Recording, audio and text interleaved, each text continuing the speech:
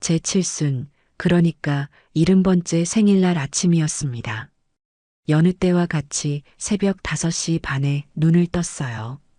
옆에서 자는 아들 내외와 손주 깰세라 조심조심 안방을 나와 거실을 지나 부엌으로 향했습니다. 지은 지 10년이 넘어가는 아파트라지만 그래도 서울 하늘 아래 번듯한 이 집은 제 평생의 자부심이자 마지막 남은 재산이었습니다.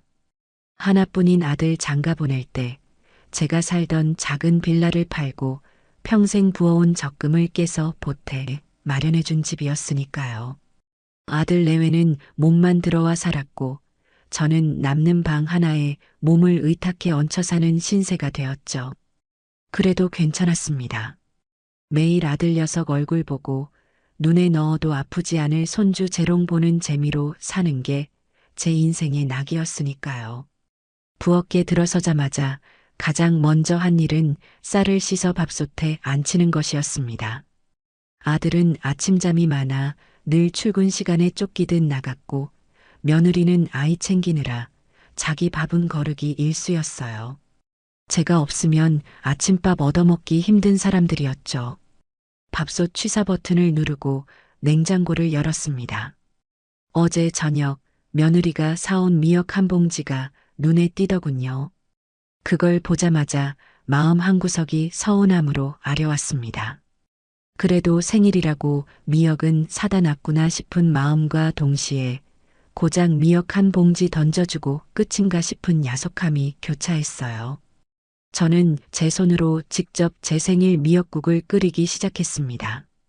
마른 미역을 물에 불리고 참기름에 달달 볶다가 국간장으로 간을 맞췄어요. 보글보글 끓어오르는 국을 보고 있자니 지난 세월이 주마등처럼 스쳐 지나갔습니다. 남편 일찍 여의고 홀로 아들 하나 키우겠다고 시장 좌판에서 채소를 팔고 식당 주방에서 허리가 휘도록 일했던 날들이 떠올랐습니다. 아들 대학 보내고 장가 보내고 이제 손주까지 봐주면서 제 인생은 온전히 아들 가족을 위한 것이라고만 생각하며 살았어요. 내 이름 석자, 김인숙으로 불리기보다 상현 엄마, 준이 할머니로 불리는 게 더 익숙한 삶이었죠. 한참을 그렇게 국을 끓이고 있는데 아들 내외가 방에서 나왔습니다. 아들 상현이는 눈을 비비며 화장실로 직행했고 며느리 수진이는 퀭한 얼굴로 제게 말하더군요. 어머니, 일찍 일어나셨네요. 준이 깨니까 조용히 좀 해주세요. 제 생일이라는 말은커녕 아침 인사도 없이 다짜고짜 조용히 하라는 말이 먼저 나왔습니다.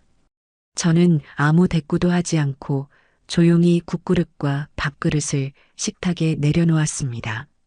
아침 식사를 하는 내내 무거운 침묵이 흘렀어요.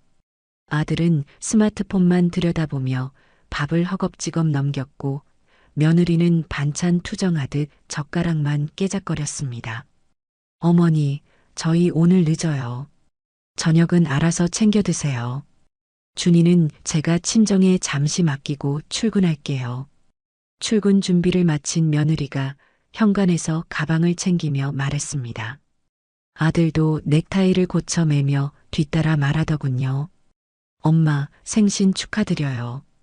회사에 중요한 프로젝트가 있어서 오늘은 도저히 시간을 못 내겠네. 주말에 맛있는 거 먹으러 가요. 그놈의 주말에라는 약속은 몇 년째 한 번도 지켜진 적이 없는 빈말이었습니다.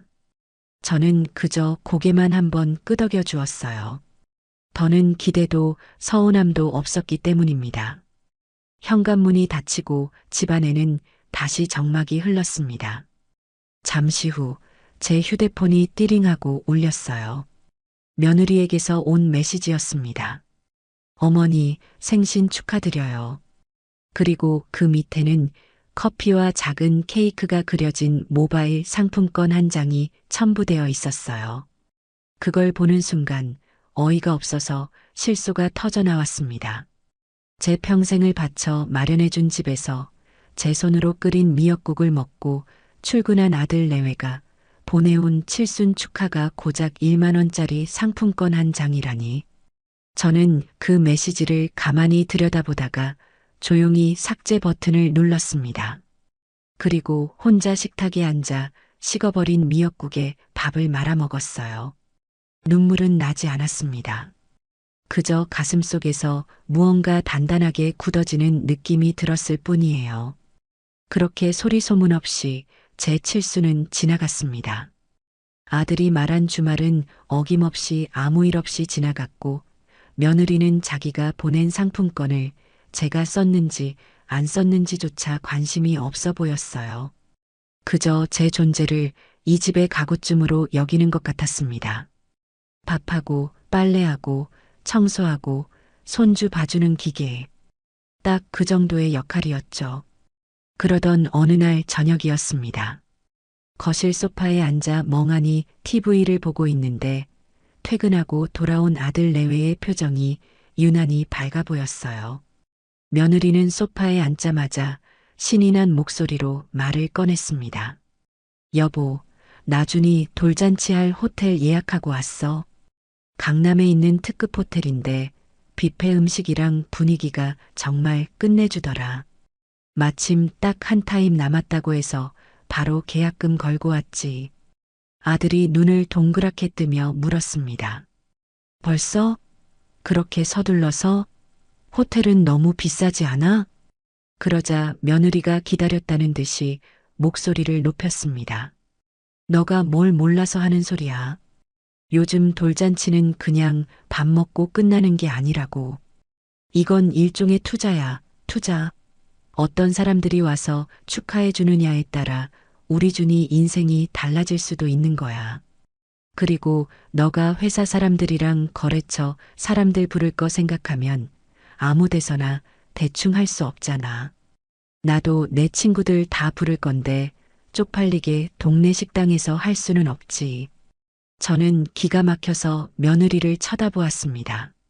제 칠수는 1만 원짜리 상품권으로 떼어놓고 이제 겨우 첫 돌을 맞는 손주 생일은 호텔에서 수천만 원을 들여 치르겠다는 말이 쉽게 이해되지 않았어요. 제가 조용히 입을 열었습니다. 얘야, 돌잔치를 꼭 그렇게까지 거창하게 해야 하니? 식구들끼리 조촐하게 해도 충분할 것 같은데. 제 말에 며느리가 얼굴을 획 찌푸리며 대꾸했습니다. 어머니는 신경 쓰지 마세요. 이건 저희가 알아서 할 일이에요. 그리고 요즘 다 이렇게 해요. 오히려 안 하는 게 이상한 거라니까요. 남들한테 무시당하기 싫으면 이 정도는 해야죠. 무시? 누가 누굴 무시한다는 거니? 분수에 맞게 사는 게 왜 무시당할 일이란 말이냐? 어머니, 옛날이랑 지금은 달라요. 그리고 이건 다 준이를 위한 거잖아요. 좋은 환경에서 좋은 사람들 만나게 해주고 싶은 부모 마음을 왜 몰라주세요? 옆에서 듣고 있던 아들이 거들었습니다. 엄마, 수진이 말이 맞아. 요즘은 다들 그렇게 하더라고.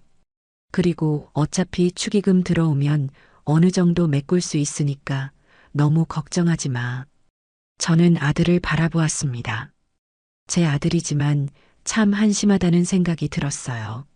자기 아내의 허영심을 말리기는커녕 얄팍한 계산까지 해가며 동조하고 있는 모습에 실망감을 감출 수가 없었습니다. 저는 더 이상 아무 말도 하지 않았습니다. 이 사람들과는 더 이상 대화가 통하지 않는다는 것을 깨달았기 때문이에요. 며느리는 신이 나서 돌잔치 때 입을 드레스와 헤어, 메이크업 이야기를 제잘거렸고 아들은 그런 아내의 비위를 맞추며 맞장구를 쳐댔습니다. 그 둘의 대화를 배경음악 삼아 저는 조용히 자리에서 일어나 제 방으로 들어왔습니다. 그날 밤 저는 한숨도 잘 수가 없었습니다. 분하고 억울해서 심장이 터질 것만 같았어요. 평생을 자식 하나만 바라보고 희생하며 살아온 결과가 고작 이런 취급이라니. 제 인생이 송두리째 부정당하는 기분이었습니다. 어둠 속에서 천장만 바라보고 누워 있는데 문득 이런 생각이 들더군요. 언제까지 이렇게 살아야 하지? 내 남은 인생도 저들의 들러리로 살다가 끝내야 하는 걸까? 그 순간 저는 더 이상 이렇게 살면 안 되겠다고 마음먹었습니다. 더는 참지 않기로, 더는 희생하지 않기로 결심했어요. 뒤척이다 말고 일어나 조용히 거실로 나왔습니다. 캄캄한 어둠 속에서 스마트폰을 켰어요. 무얼 검색해야 할지도 모른 채 그저 손가락 가는 대로 화면을 넘겼습니다. 그러다 우연히 한적한 시골집이라는 문구가 눈에 들어왔어요. 홀린 듯이 그 문구를 눌렀습니다. 화면에는 여러 지역의 시골집 매물들이 떠올랐어요. 그 중에서도 유독 제 눈길을 끄는 곳이 있었습니다. 바로 안동이었습니다. 사진 속에는 고즈넉한 기와를 얹은 작은 한옥이 보였습니다. 마당에는 작은 텃밭을 가꿀 수 있는 공간도 있었고 집 뒤로는 나지막한 산이 그림처럼 펼쳐져 있었어요. 복잡하고 시끄러운 서울과는 전혀 다른 시간이 멈춘 듯한 평화로운 풍경이었습니다. 가격도 터무니없이 비싸지 않았어요. 지금 사는 이 아파트를 처분하면 저 집을 사고도 남을 돈이었습니다. 저는 그 사진을 한참 동안 넋을 잃고 바라보았습니다. 그리고 저도 모르게 중얼거렸어요. 그래, 여기다. 그것은 단순한 도피나 충동적인 결정이 아니었습니다. 제 남은 인생을 위한 가장 절실하고 주체적인 선택이었어요. 저는 그 자리에서 바로 부동산 연락처를 저장했습니다. 내일 아침이 밝는 대로 연락해서 집을 내놓을 생각이었습니다. 더 이상 망설일 필요가 없었어요. 창밖으로 새벽의 푸르스름한 기운이 번져오고 있었습니다. 밤새 저를 짓누르던 답답하고 무거운 감정들이 신기하게도 눈 녹듯 사라지는 기분이었어요. 대신 그 자리에는 설렘과 희미한 희망 같은 것들이 차오르기 시작했습니다. 이것은 끝이 아니라 새로운 시작이 될 겁니다. 상현 엄마도 준이 할머니도 아닌 오롯이 김인숙이라는 제 이름으로 살아갈 두 번째 인생의 시작 말입니다. 저는 거실 창가에 서서 서울의 새벽을 가만히 내려다보았습니다. 그리고 조용히 다짐했어요. 아주 멋지게 보란 듯이 잘 살아보겠다고. 누구도 아닌 바로 저 자신을 위해서 말입니다. 그날 밤 제 인생의 항로를 완전히 바꿔버릴 결심을 한 저는 날이 밝기만을 기다렸습니다. 동이 트기도 전인 이른 새벽, 저는 어제 저장해둔 부동산 중개인의 번호로 조심스럽게 문자를 보냈어요. 사장님, 이른 시간에 죄송합니다. 아파트 매매건으로 연락드렸습니다. 통화 편하신 시간에 연락 부탁드립니다. 너무 이른 시간이라 답장이 없을 거라 생각했는데 놀랍게도 1분도 채 되지 않아 전화가 걸려왔습니다. 아마도 저처럼 밤잠 설치고 새벽을 맞는 부지런한 분이신 것 같았어요.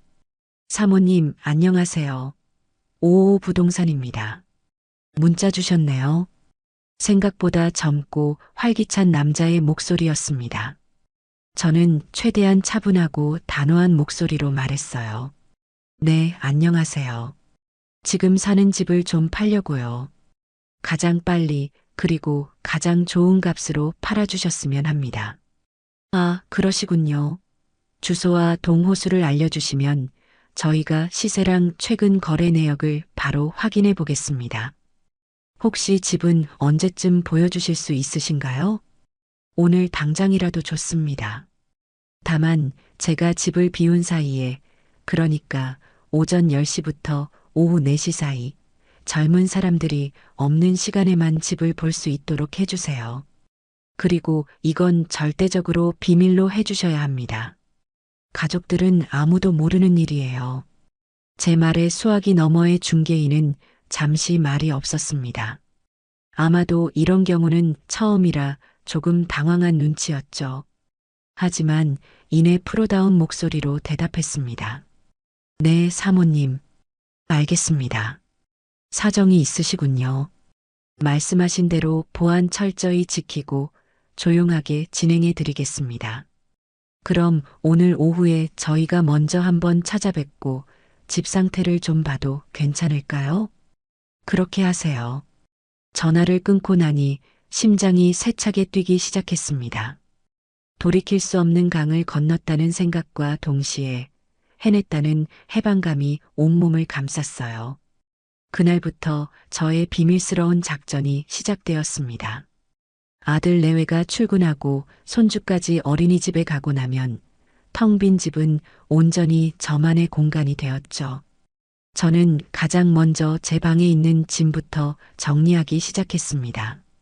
낡은 장롱문을 여니 수십 년 묵은 세월의 흔적들이 쏟아져 나왔어요. 빛바랜 사진첩, 꼬깃꼬깃 모아둔 낡은 편지들, 그리고 이제는 입지도 않는 촌스러운 옷가지들. 사진첩을 펼치자 까까머리 교복을 입은 아들 녀석의 해맑은 얼굴이 보였습니다.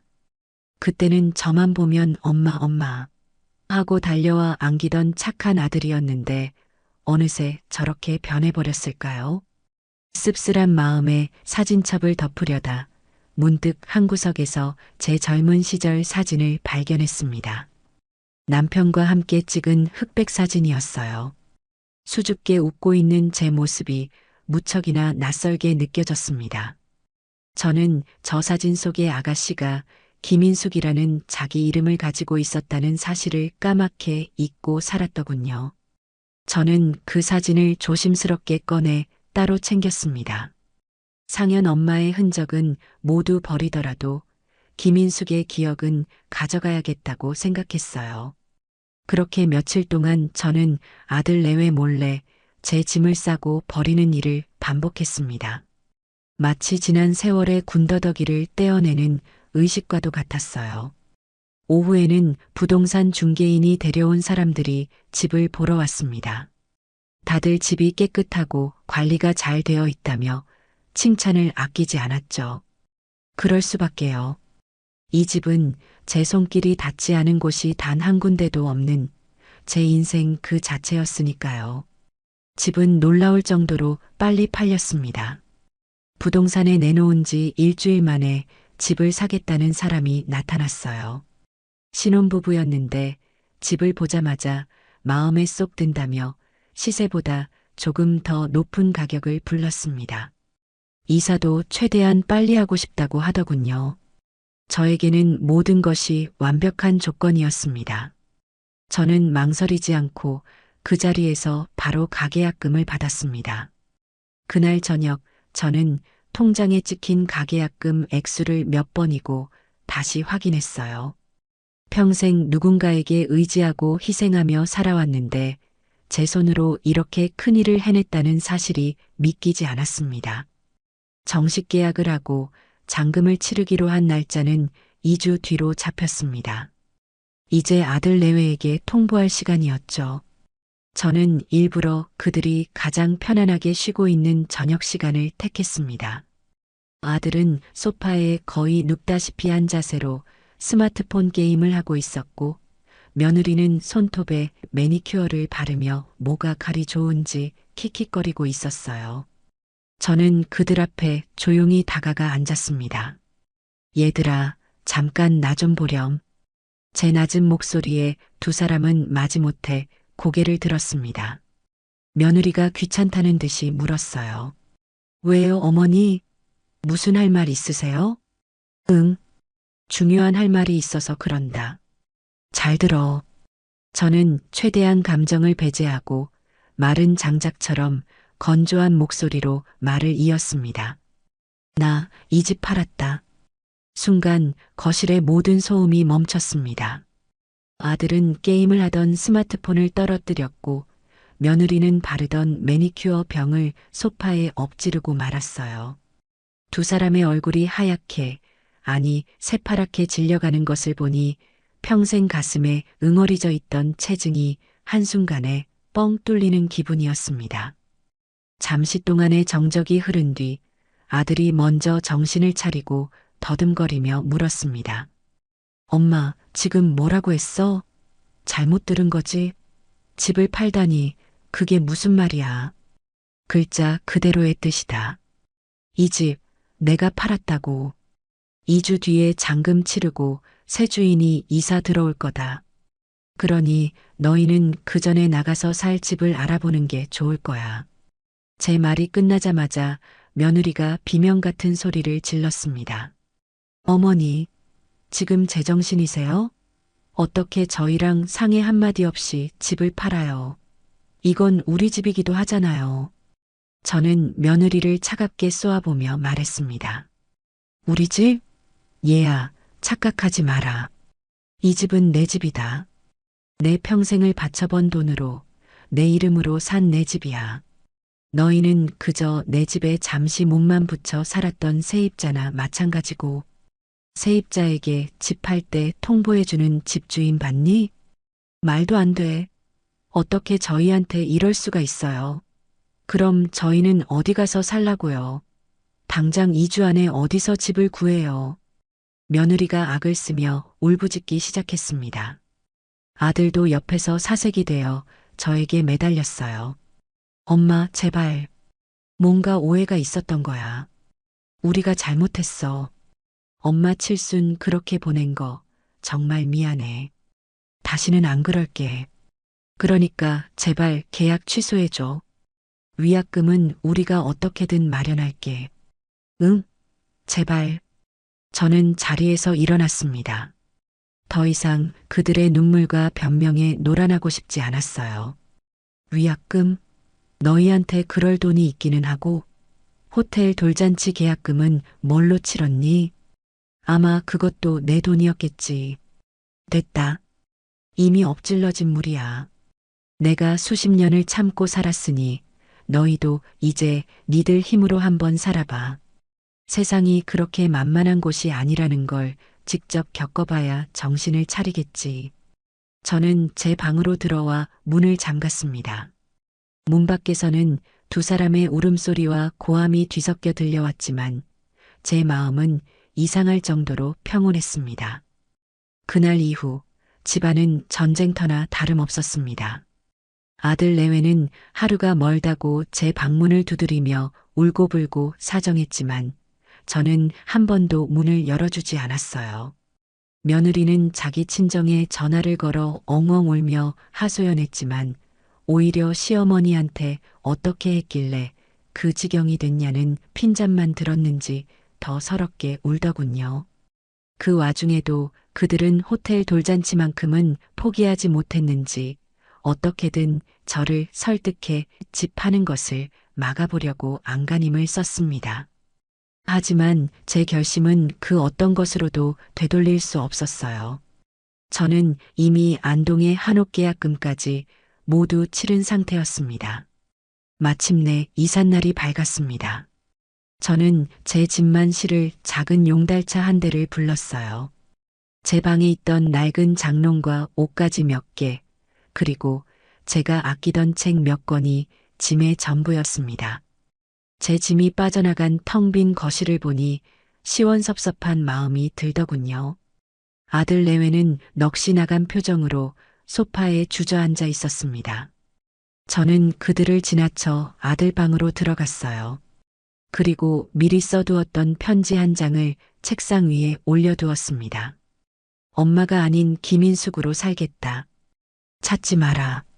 짧은 두 문장이었지만 제 평생의 의지가 담긴 말이었습니다. 현관문을 나서는데 아들이 뒤따라와 제 팔을 붙잡았습니다. 엄마, 정말 이렇게까지 해야겠어? 정말 우리 버리고 갈 거야? 아들의 눈에는 눈물이 그렁그렁 맺혀 있었어요. 저는 아들의 손을 조용히 뿌리치며 말했습니다. 버리는 게 아니다. 독립시키는 거지. 너도 이제 40인데 언제까지 엄마 치마폭에 쌓여 살래? 그리고 나도 이제 내 인생 좀 살아보자. 평생 너희 뒷바라지만 하다가 죽기는 너무 억울하지 않니? 저는 뒤도 돌아보지 않고 아파트를 나섰습니다. 엘리베이터 문이 닫히는 순간까지 아들은 망연자실한 표정으로 저를 바라보고 있었어요. 용달차 조수석에 앉아 점점 멀어지는 아파트를 바라보았습니다. 수십 년의 희로애락이 담긴 곳이었지만 이상하게도 아무런 미련이 남지 않았어요. 창밖을 바라보았습니다. 빠르게 스쳐 지나가는 서울의 풍경이 마치 제 과거의 삶처럼 아득하게 느껴졌어요. 기차가 한강 다리를 건너는 순간 제 휴대폰이 시끄럽게 울리기 시작했습니다. 아들과 며느리가 번갈아 가며 거는 전화였죠. 저는 잠시 망설이다가 전원 버튼을 길게 눌렀습니다. 화면이 까맣게 변하며 모든 소음이 사라졌어요. 그제야 비로소 완전한 해방감이 밀려왔습니다. 이제 정말로 모든 것이 끝났고 모든 것이 새로 시작되고 있었습니다. 안동에 도착했을 때는 이미 해가 뉘엿뉘엿 지고 있는 늦은 오후였습니다. 서울의 텁텁하고 매캐한 공기와는 전혀 다른 맑고 상쾌한 공기가 폐부 깊숙이 들어오는 느낌이었어요. 저는 크게 심호흡을 한번 하고 나섰습니다. 약속 장소에는 안동의 부동산 사장님이 미리 나와 저를 기다리고 있었어요. 인상 좋은 중년의 여성이었는데 저를 보자마자 반갑게 손을 흔들며 다가왔습니다. 아이고, 김인숙 선생님 맞으시죠? 오시느라 고생 많으셨습니다. 전화로만 뵙다가 이렇게 직접 뵈니 훨씬 좋으시네요. 사장님도 먼 길 나와주셔서 감사합니다. 별 말씀을요. 이제부터 제 이웃이 되실 분인데 당연히 마중 나와야죠. 바로 댁으로 가시죠. 가서 집도 한번 둘러보시고 동네 구경도 좀 하셔야죠. 사장님의 차를 타고 시내를 벗어나자 창밖으로 논과 밭이 펼쳐진 한적한 시골 풍경이 나타났습니다. 굽이굽이 좁은 길을 따라 한참을 들어가니 나지막한 돌담으로 둘러싸인 작은 마을이 보였어요. 제 새로운 보금자리는 그 마을의 가장 안쪽 야트막한 산을 등지고 있는 곳에 자리 잡고 있었습니다. 차에서 내려 집을 마주하는 순간 저는 저도 모르게 작게 탄성을 내뱉었습니다. 사진으로 봤을 때보다 훨씬 더 정겹고 아늑한 느낌이었어요. 세월의 흔적이 고스란히 묻어나는 석가래와 고풍스러운 기와지붕, 그리고 잘 다듬어진 마당의 작은 정원까지 모든 것이 제 마음에 쏙 들었습니다. 어떠세요, 선생님? 마음에 드세요? 사장님이 제 표정을 살피며 조심스럽게 물었습니다. 저는 활짝 웃으며 대답했어요. 네, 정말 좋아요. 제가 꿈에 그리던 그런 집이네요. 안으로 들어서자 삐걱거리는 마루 소리가 저를 반겼습니다. 집은 오랫동안 사람의 손길이 닿지 않았는지 구석구석 손볼 곳이 많아 보였지만 오히려 그 점이 더 마음에 들었어요. 제 손으로 직접 쓸고 닦고 가꾸면서 이 집을 온전한 제 공간으로 만들고 싶다는 욕심이 생겼습니다. 집 구경을 마치고 마루에 걸터 앉아 있으니 어디선가 구수한 된장찌개 냄새가 풍겨왔어요. 저녁 준비를 하는 이웃집의 냄새인 듯 했습니다. 그때 돌담 너머로 웬 할머니 한 분이 고개를 쑥 내밀며 저를 향해 소리쳤습니다. 거기 새로 이사 온 양반이요? 저녁은 먹었소? 제가 어리둥절해서 쳐다보고 있으니 할머니는 성큼성큼 마당으로 들어와 제 손에 뜨끈한 뚝배기를 들려주었습니다. 마침 찌개 끓이는 김에 좀 많이 끓였어.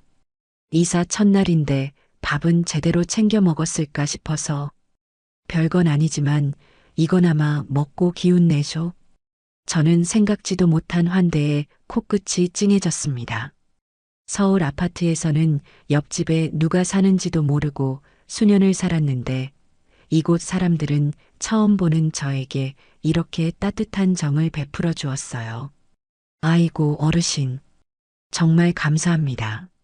아직 짐도 다 못 풀어서 저녁 걱정하고 있었는데 어르신은 무슨 말 편하게 하쇼. 나는 저 건너 집에 사는 박씨 할매요. 앞으로 자주 보게 될 텐데 잘 지내봅시다. 박씨 할머니를 시작으로 동네 어르신들이 하나둘씩 저희 집으로 모여들기 시작했습니다. 다들 제 이사를 축하한다며 집에서 가져온 반찬이며 떡을 내밀었어요. 저는 그분들과 함께 마루에 둘러앉아 생전 처음으로 이웃과 함께하는 저녁 식사를 했습니다. 시끌벅적하고 정겨운 분위기 속에서 저는 외로움이나 서러움 대신 따뜻한 온기를 느낄 수 있었습니다. 이곳 안동에서라면 정말로 새로운 삶을 시작할 수 있을 것 같다는 확신이 들었어요. 다음 날부터 저는 본격적으로 집을 정리하고 새로운 삶을 계획하기 시작했습니다.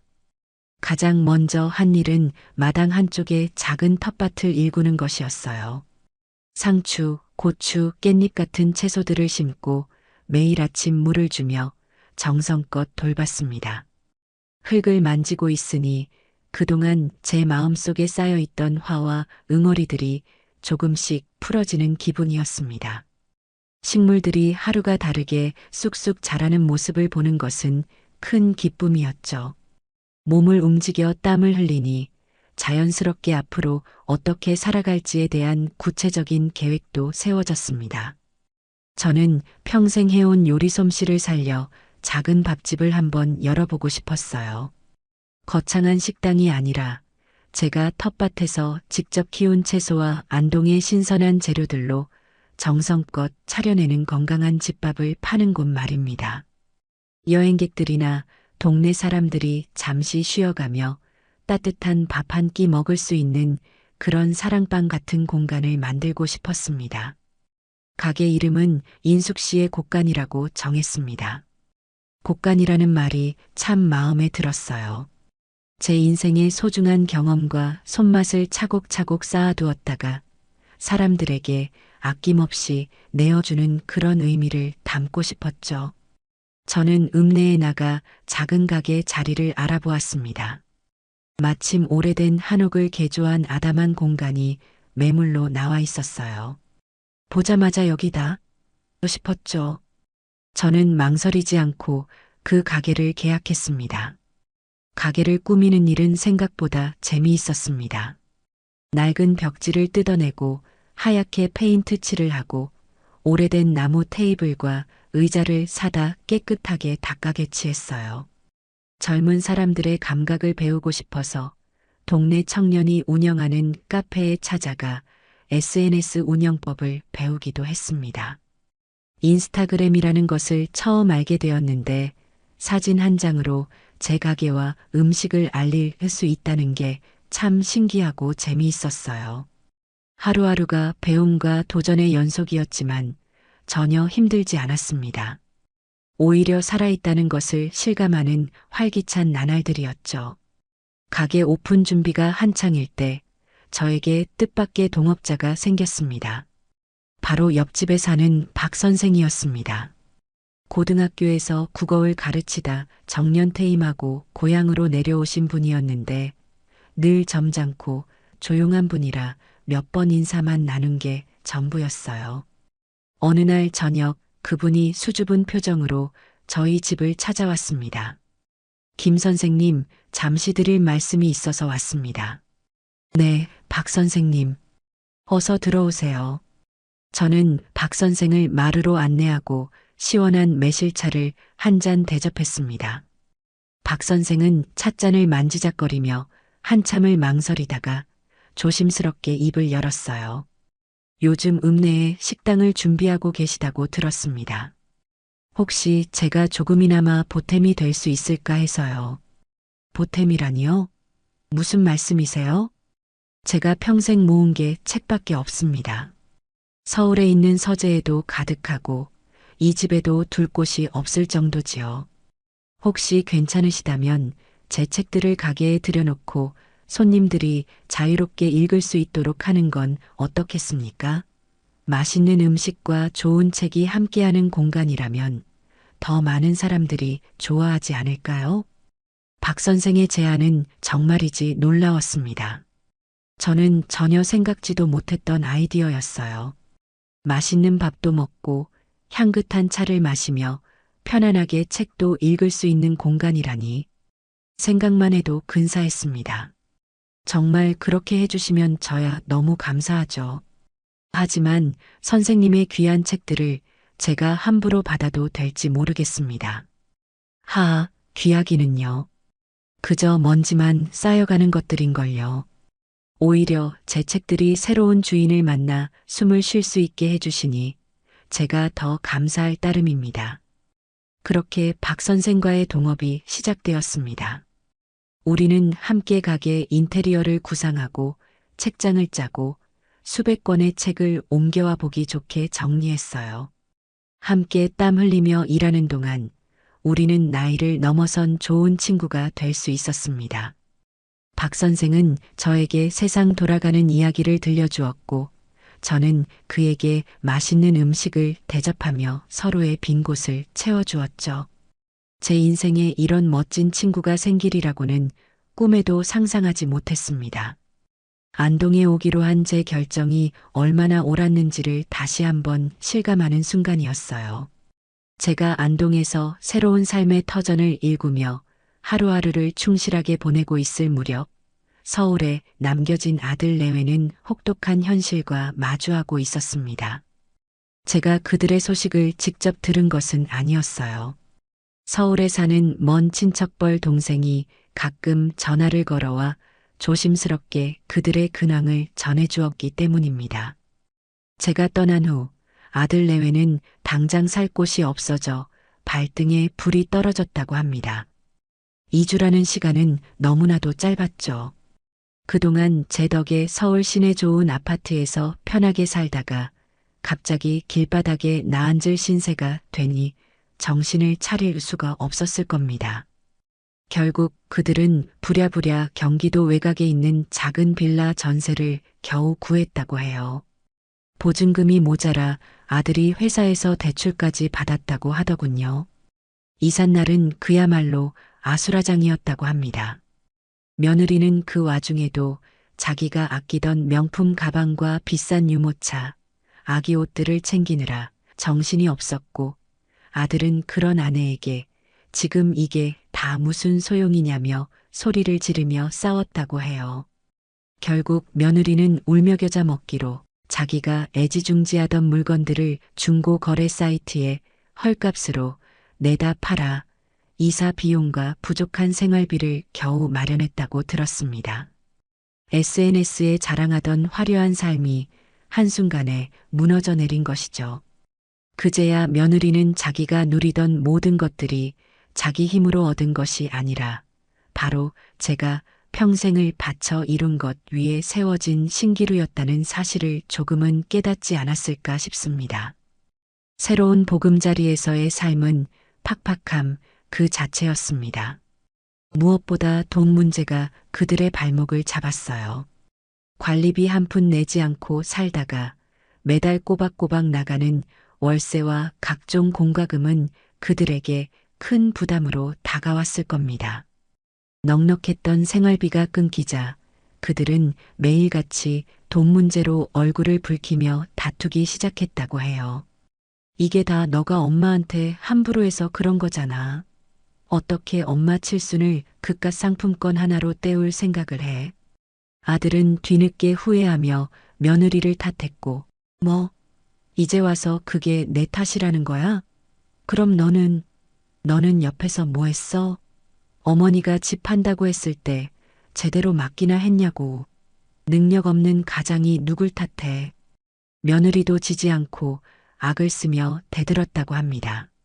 서로에게 책임을 떠넘기며 한때는 세상에서 가장 사랑하는 사이였을 두 사람의 관계는 점점 최악으로 치달았습니다.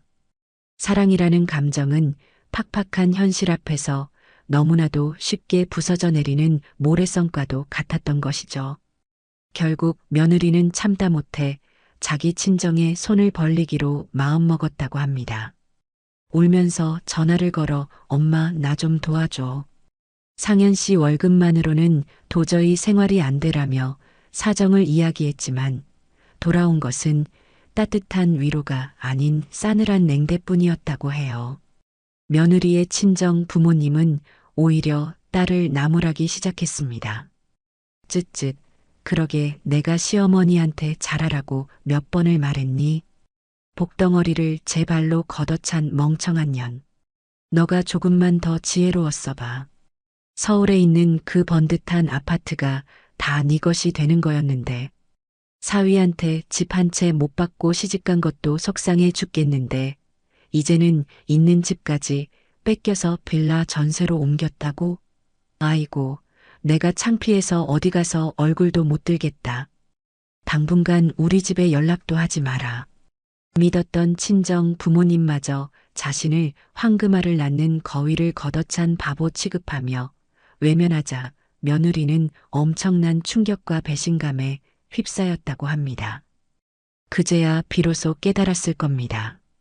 자신의 가치가 강남 아파트에 사는 며느리라는 허울에 있었다는 것을요. 그 허울이 벗겨지자 자기 편은 아무도 없다는 잔인한 현실과 마주하게 된 것이죠. 전화를 끊고 한참을 멍하니 앉아 있었다고 해요.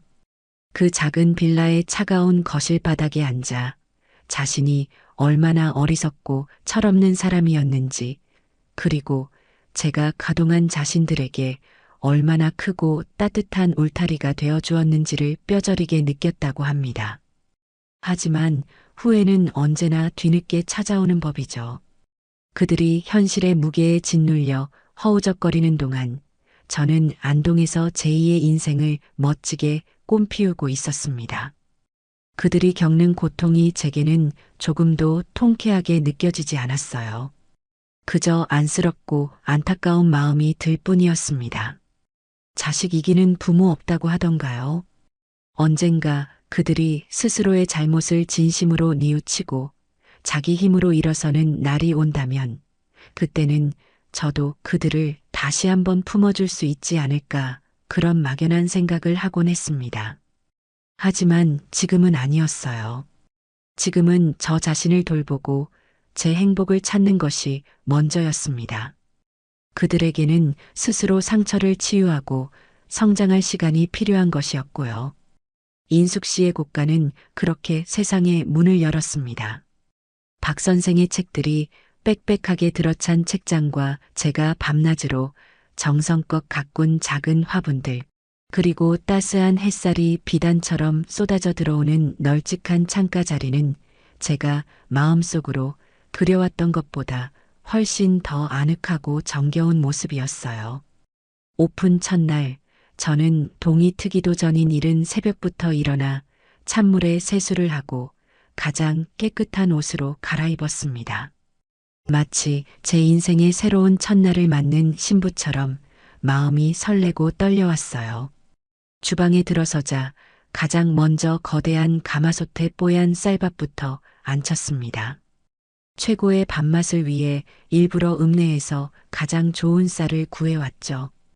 텃밭에서 이슬을 머금은 채 갓 따온 상추와 깻잎, 고추로는 신선한 무침과 볶음을 만들고 몇 년간 잘 묵혀둔 제 손맛의 정수인 구수한 청국장을 뚝배기에 담아 보글보글 끓여냈습니다. 가게 안을 가득 채우는 맛있는 냄새를 맡고 있으니 지난 수십 년간 의무감과 책임감으로 가족들을 위해 밥을 짓던 기억과는 전혀 다른 종류의 희열과 뿌듯함이 온몸으로 밀려왔습니다. 이것은 누군가를 위한 희생이나 봉사가 아닌 온전히 저 자신을 위한 즐거운 창조의 과정이었으니까요. 가게 문을 열자마자 약속이라도 한 듯 가장 먼저 찾아와 준 손님은 동네 어르신들이었습니다. 박씨 할머니는 제 손을 덥석 잡고 아이고 인숙 씨, 이 좋은 날을 맞이했네. 대박 나쇼? 하고 외치며 자기 일처럼 한박 웃음을 지으셨고 동네 청년회장이라는 듬직한 젊은이는 어르신, 저희 동네에 이렇게 멋진 곳을 만들어주셔서 감사합니다.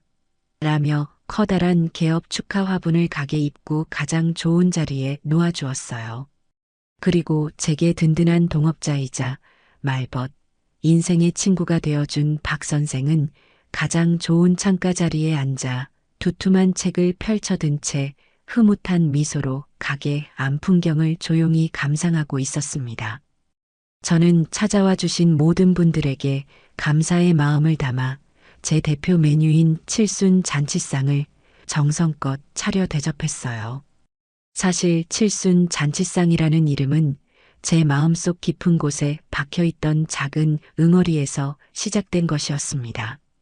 아들 내외에게 외면당했던 그날, 제가 그토록 받고 싶었던 그 따뜻한 밥상을 이제는 제 손으로 다른 사람들에게 차려주며 스스로를 위로하고 상처를 치유하고 싶었던 마음이었죠.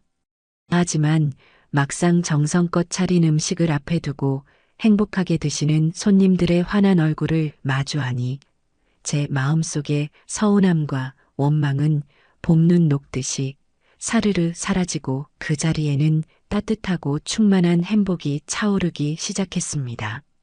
제 음식은 더 이상 과거의 상처를 되새기는 아픔이 아니라 현재의 기쁨과 정을 나누는 소중한 매개체가 되어주고 있었어요. 어머, 인숙 씨. 음식 솜씨가 보통이 아니네 그려. 서울에서 이름난 한정식집 주방장이라도 하셨어? 이 청국장은 구수함이 달라. 할머니, 이 고사리 나물무침 진짜 맛있어요. 어떻게 하면 이렇게 부드럽고 맛있어요? 비법 좀 알려주세요. 쏟아지는 칭찬에 저는 수줍게 웃으며 별거 아닙니다. 그저 시간과 정성이 약이지요. 하고 손사래를 쳤지만 광대뼈까지 올라가려는 입가의 미소는 도저히 감출 수가 없었습니다. 그날 저녁 마지막 손님까지 배웅하고 가게 정리를 마친 뒤 텅 빈 홀에 혼자 앉아 하루 수입을 정산하는데 저도 모르게 눈물이 핑 돌았습니다. 꼬깃꼬깃한 지폐와 동전들을 하나하나 세어보는데 그 돈의 액수가 많고 적음을 떠나 제 힘으로 제 이름 석자 김인숙으로 번 제 인생의 첫 돈이었기 때문이에요. 저는 그 돈을 두 손으로 소중하게 감싸 가슴에 품고 한참 동안이나 자리를 뜨지 못했습니다. 인숙 씨의 고가는 불과 며칠 지나지 않아 안동 읍내의 작은 명물이 되기 시작했습니다.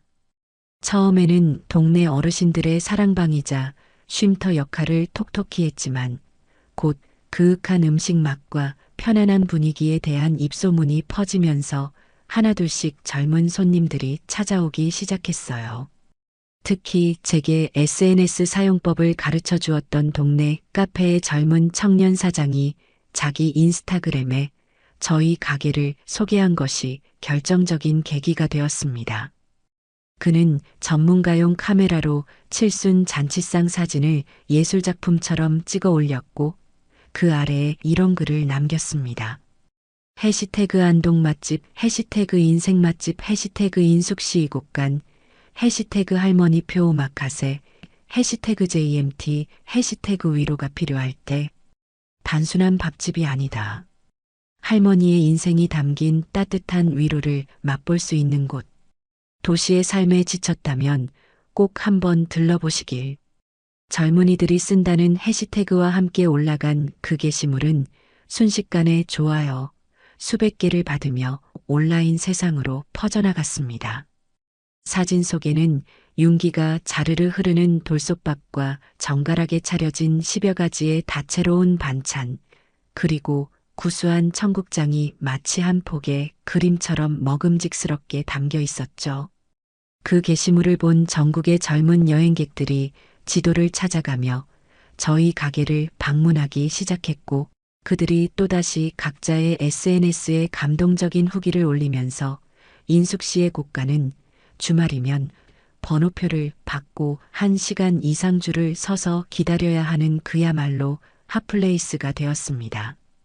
사장님, 저희 서울에서 이거 먹으려고 일부러 왔어요. 칠순 잔치상 2인분 주세요. 저희는 4명인데 혹시 여기 안동 소주나 막걸리도 파나요? 이 안주에 술이 빠질 수 없죠. 주말이면 가게는 전국 각지에서 모여든 젊은이들의 밝은 에너지와 활기로 가득 찼습니다. 저는 눈코 뜰 새 없이 바빴지만 몸이 힘든 줄도 몰랐어요. 오히려 제 음식을 맛있게 먹으며 행복해하는 젊은이들의 모습을 보는 것만으로도 온몸에 에너지가 솟아나는 기분이었습니다. 제 나이가 어느새 70이라는 사실을 까맣게 잊을 정도였죠. 가게가 감당할 수 없을 정도로 바빠지자 저는 동네에서 소일거리를 찾으시던 박씨 할머니와 또 다른 어르신 두 분을 주방 보조와 서빙을 도와주실 아르바이트생으로 정식 고용했습니다. 일자리가 생겨서 좋다며 아이처럼 기뻐하시는 어르신들의 주름진 얼굴을 보니 제가 누군가의 삶에 보탬이 될 수 있다는 사실에 더욱 큰 보람과 책임감을 느낄 수 있었어요. 그러던 어느 날 오후 한가한 시간에 마루에 앉아 박 선생과 함께 매실차를 마시고 있는데 가게로 전화 한 통이 걸려왔습니다. 자신을 지역 방송국 PD라고 소개한 젊고 정중한 목소리의 남자였어요. 여보세요? 거기 인숙 씨의 곡간 맞습니까? 저는 KBC 방송국 귀촌시대 제작팀의 박준영 PD라고 합니다. 네, 맞는데요. 무슨 일이시죠? 다름이 아니라 저희가 귀촌에 성공해서 제2의 인생을 멋지게 살고 계신 분들의 이야기를 담는 다큐멘터리를 기획하고 있습니다. SNS를 통해 사장님의 특별한 사연을 접하고 제작진 모두가 큰 감명을 받았습니다. 꼭 한번 만나 뵙고 싶어서 연락드렸습니다. 혹시 저희 프로그램에 출연 한번 생각해 보시겠어요? 방송 출연이라니 저는 놀라서 손사래부터 쳤습니다. 아이고, 제가 뭘 안다고 텔레비전에 나간단 말입니까? 저는 그저 밥 짓는 평범한 늙은이일 뿐인데요. 다른 훌륭하고 대단한 분들 많을 텐데 그분들을 찾아보시는 게 좋을 겁니다. 아닙니다, 선생님. 저희는 바로 선생님처럼 평범하지만 결코 평범하지 않은 진솔한 삶의 이야기를 찾고 있습니다. 선생님의 용기 있는 선택과 새로운 도전이 지금 이 시간에도 각자의 삶의 무게에 힘겨워하는 많은 분들에게 큰 용기와 희망을 주실 수 있을 거예요. 제발 부탁드립니다. 잠시만이라도 좋으니 한번 만나 뵙고 이야기만이라도 나눠주시면 안 될까요? PD의 진심이 담긴 끈질긴 설득에 저는 마지못해 약속을 잡았습니다. 며칠 뒤 커다란 카메라와 조명 장비를 든 젊은이들이 가게를 가득 채웠어요. 처음에는 수많은 렌즈 앞에서 어색하고 쑥스러워서 말도 제대로 못하고 얼굴만 붉혔지만 제 곁을 지키던 박 선생이 제 어깨를 두드리며 말해주었습니다. 김 선생, 이건 자랑이 아니라 기록이요. 김인숙이라는 한 사람이 얼마나 멋지게 살아왔고 또 앞으로 얼마나 멋지게 살아갈 것인지를 후대에 남기는 아주 소중한 기록 말이요. 그러니 아무것도 꾸미지 말고 있는 그대로의 모습을 보여주시오. 그의 묵직한 격려에 저는 마음을 열고 제 이야기를 솔직하게 털어놓기 시작했어요. 남편을 일찍 여의고 홀로 아들을 키우며 악착같이 살았던 지난 날들, 모든 것을 바쳤던 아들 내외와의 갈등, 가리고 모든 것을 버리고 이곳 안동에 오게 된 과정까지. 물론 아들 내외를 원망하고 탓하는 대신 모든 것이 결국 제 자신을 찾기 위한 필연적인 선택이었다는 점을 담담하게 강조했습니다. 방송은 제가 생각했던 것보다 훨씬 더 큰 반향을 일으켰습니다. 자식에게 모든 것을 희생하는 것이 당연시되던 시대의 한 늙은 할머니가 그 모든 굴레를 벗어던지고 스스로의 힘으로 제2의 인생을 개척한 이야기는 많은 사람들에게 신선한 충격과 함께 뜨거운 감동을 주었던 모양이에요. 방송이 나간 다음 날부터 가게는 그야말로 인산인해를 이루었습니다. 전국 각지에서 저를 응원한다며 일부러 찾아온 손님들로 가게는 이른 아침부터 밤늦게까지 발 디딜 틈이 없었죠. 저는 졸지의 안동의 슈퍼할매, 우리들의 롤모델이라는 새로운 별명까지 얻게 되었습니다. 이제 저는 더 이상 어둡고 좁은 방구석에 갇혀있던 상현 엄마나 준이 할머니가 아니었습니다. 저는 인숙 씨의 곡간의 당당한 대표, 김인숙이었습니다. 박 선생과 함께 새로운 메뉴를 개발하며 웃음꽃을 피우고 가게를 찾아온 젊은 청년들과 스스럼 없이 어울려 막걸리 잔을 기울이며 인생 이야기를 나누는 제 모습이 저는 참 마음에 들었어요. 제 통장에는 평생 만져보지 못했던 큰돈이 차곡차곡 쌓여갔고 제 얼굴에는 말을 날 없이 건강한 웃음꽃이 피어났습니다. 오랜만에 거울을 보니 서울에 있을 때보다 오히려 훨씬 젊고 생기 있어진 것 같았어요. 사람은 나이가 들어서 늙는 게 아니라 가슴속에 꿈을 잃었을 때 비로소 늙는다는 말이 무슨 뜻인지 비로소 온몸으로 실감할 수 있었습니다. 제 인생의 진짜 봄날은 바로 지금 이곳 안동에서 눈부시게 활짝 피어나고 있었습니다. 그 시각 경기도 외곽의 낡고 볕 안 드는 빌라에서는 무겁고 차가운 현실의 무게가 한 가족을 사정없이 짓누르고 있었습니다. 아들 상현이는 매일같이 반복되는 야근과 실적 압박 그리고 사사건건 트집을 잡는 상사의 모욕적인 언사에 하루하루 영혼이 갈려나가는 기분이었어요. 예전에는 퇴근 후 굳게 닫힌 현관문을 열면 아들 왔니? 고생 많았다라는 저의 따뜻한 목소리와 함께 맛있는 냄새가 풍기는 저녁상이 차려져 있었고 집안은 언제나 깨끗하게 정돈되어 그를 맞이했습니다. 하지만 이제 그를 기다리는 것은 음식물 쓰레기가 쌓여 악취가 나는 싱크대와 안에 수진이의 얼음장처럼 차갑고 날카로운 바가지 소리뿐이었습니다. 그날도 아들은 녹초가 된 몸을 이끌고 지옥 같은 퇴근길을 거쳐 집으로 돌아왔습니다. 아내와는 아침에 또다시 돈 문제로 목에 핏대를 세우며 크게 다툰 터라 집안에 들어서는 발걸음이 천근만근 무거웠죠. 아니나 다를까 아내는 등을 돌린 채 누워 자는 척을 하고 있었고 갓난아이는 돌봐주는 사람 없이 차가운 거실 바닥에서 홀로 울고 있었습니다. 거실은 아기 장난감과 제때 치우지 않은 빨랫감, 배달 음식 용기들이 뒤엉켜 그야말로 아수라장이었습니다.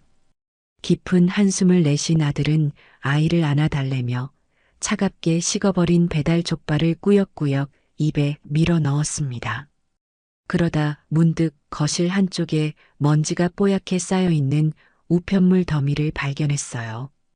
뜯어보지 않아도 그 내용물은 뻔했습니다. 연체된 관리비, 대출이자, 한도를 초과한 카드값 고지서들이었죠.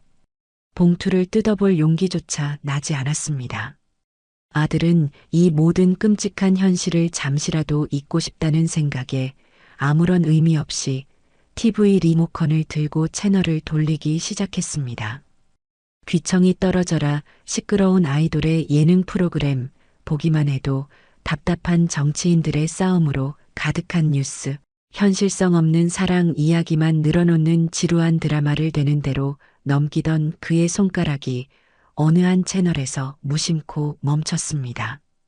화면에는 낯익으면서도 동시에 지독하게 낯선 풍경이 펼쳐지고 있었어요. 고즈넉한 한옥과 푸른 자연, 그리고 정겨운 사람들. 귀촌시대 마이너스 안동편이라는 자막이 화면 하단에 선명하게 떠 있었습니다. 별 생각 없이 멍하니 화면을 보고 있던 아들의 눈이 다음 순간 믿을 수 없다는 듯이 거세게 흔들리며 커졌습니다. 화면 속에서 세상 가장 환한 미소를 지으며 손님을 맞이하고 있는 한 여인. 단정하게 빗어넘긴 머리, 몸에 꼭 맞는 깔끔한 앞치마, 그리고 무엇보다 이전에는 단 한 번도 본 적 없었던 생기 넘치고 자신감 가득한 그 표정.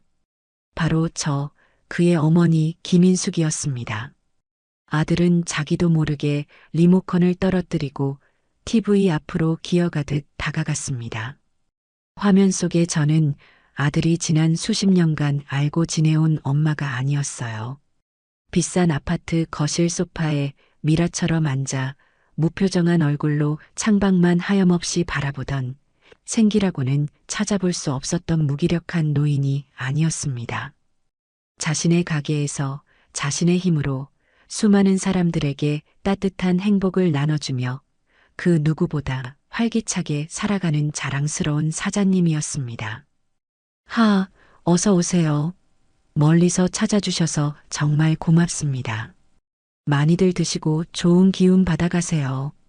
이 나물은 제가 어제 새벽에 직접 뜬 텃밭에서 키운 거라 아주 신선하고 맛있을 거예요.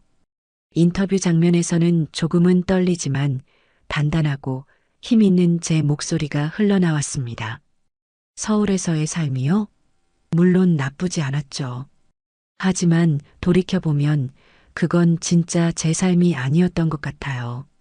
저는 언제나 누군가의 아내, 누군가의 엄마, 누군가의 할머니로만 살았으니까요. 제 이름 석자가 뭔지도 잊고 살았죠. 이곳 안동에 와서 흙을 만지고 제 손으로 음식을 만들고 사람들과 정을 나누면서 비로소 제 이름 김인숙을 되찾은 기분입니다. 부끄럽지만 지금이 제 인생에서 가장 자유롭고 행복한 순간이에요. 아들은 그 자리에 그대로 주저앉고 말았습니다. 커다란 망치로 머리를 한 대 세게 얻어맞은 듯한 엄청난 충격이 온몸을 휩쌌어요. 엄마가 행복하다고? 우리 없이도? 아니, 정확히 말하면 우리 때문에 평생을 불행했던 엄마가 우리를 떠나고 나서야 비로소 진짜 행복을 찾았다고? 아들의 가슴 속에서는 뭐라? 한마디로 설명할 수 없는 복잡한 감정들이 거대한 소용돌이가 되어 휘몰아쳤습니다.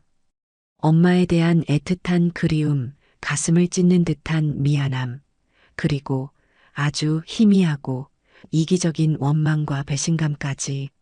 그는 당장이라도 아내를 깨워 이 믿을 수 없는 현실을 함께 확인해야겠다고 생각했습니다. 수진아, 정수진, 빨리 일어나봐. 제발 이것 좀 보라고. 빨리. 아들의 다급하고 절박한 목소리에 등을 돌리고 자는 척하던 며느리가 신경질적으로 소리쳤습니다. 왜 그래 또? 밤중에 무슨 난리야? 사람 잠 좀 자자. 그런 소리 할 때가 아니야. 이것 좀 봐. TV 좀 보라고.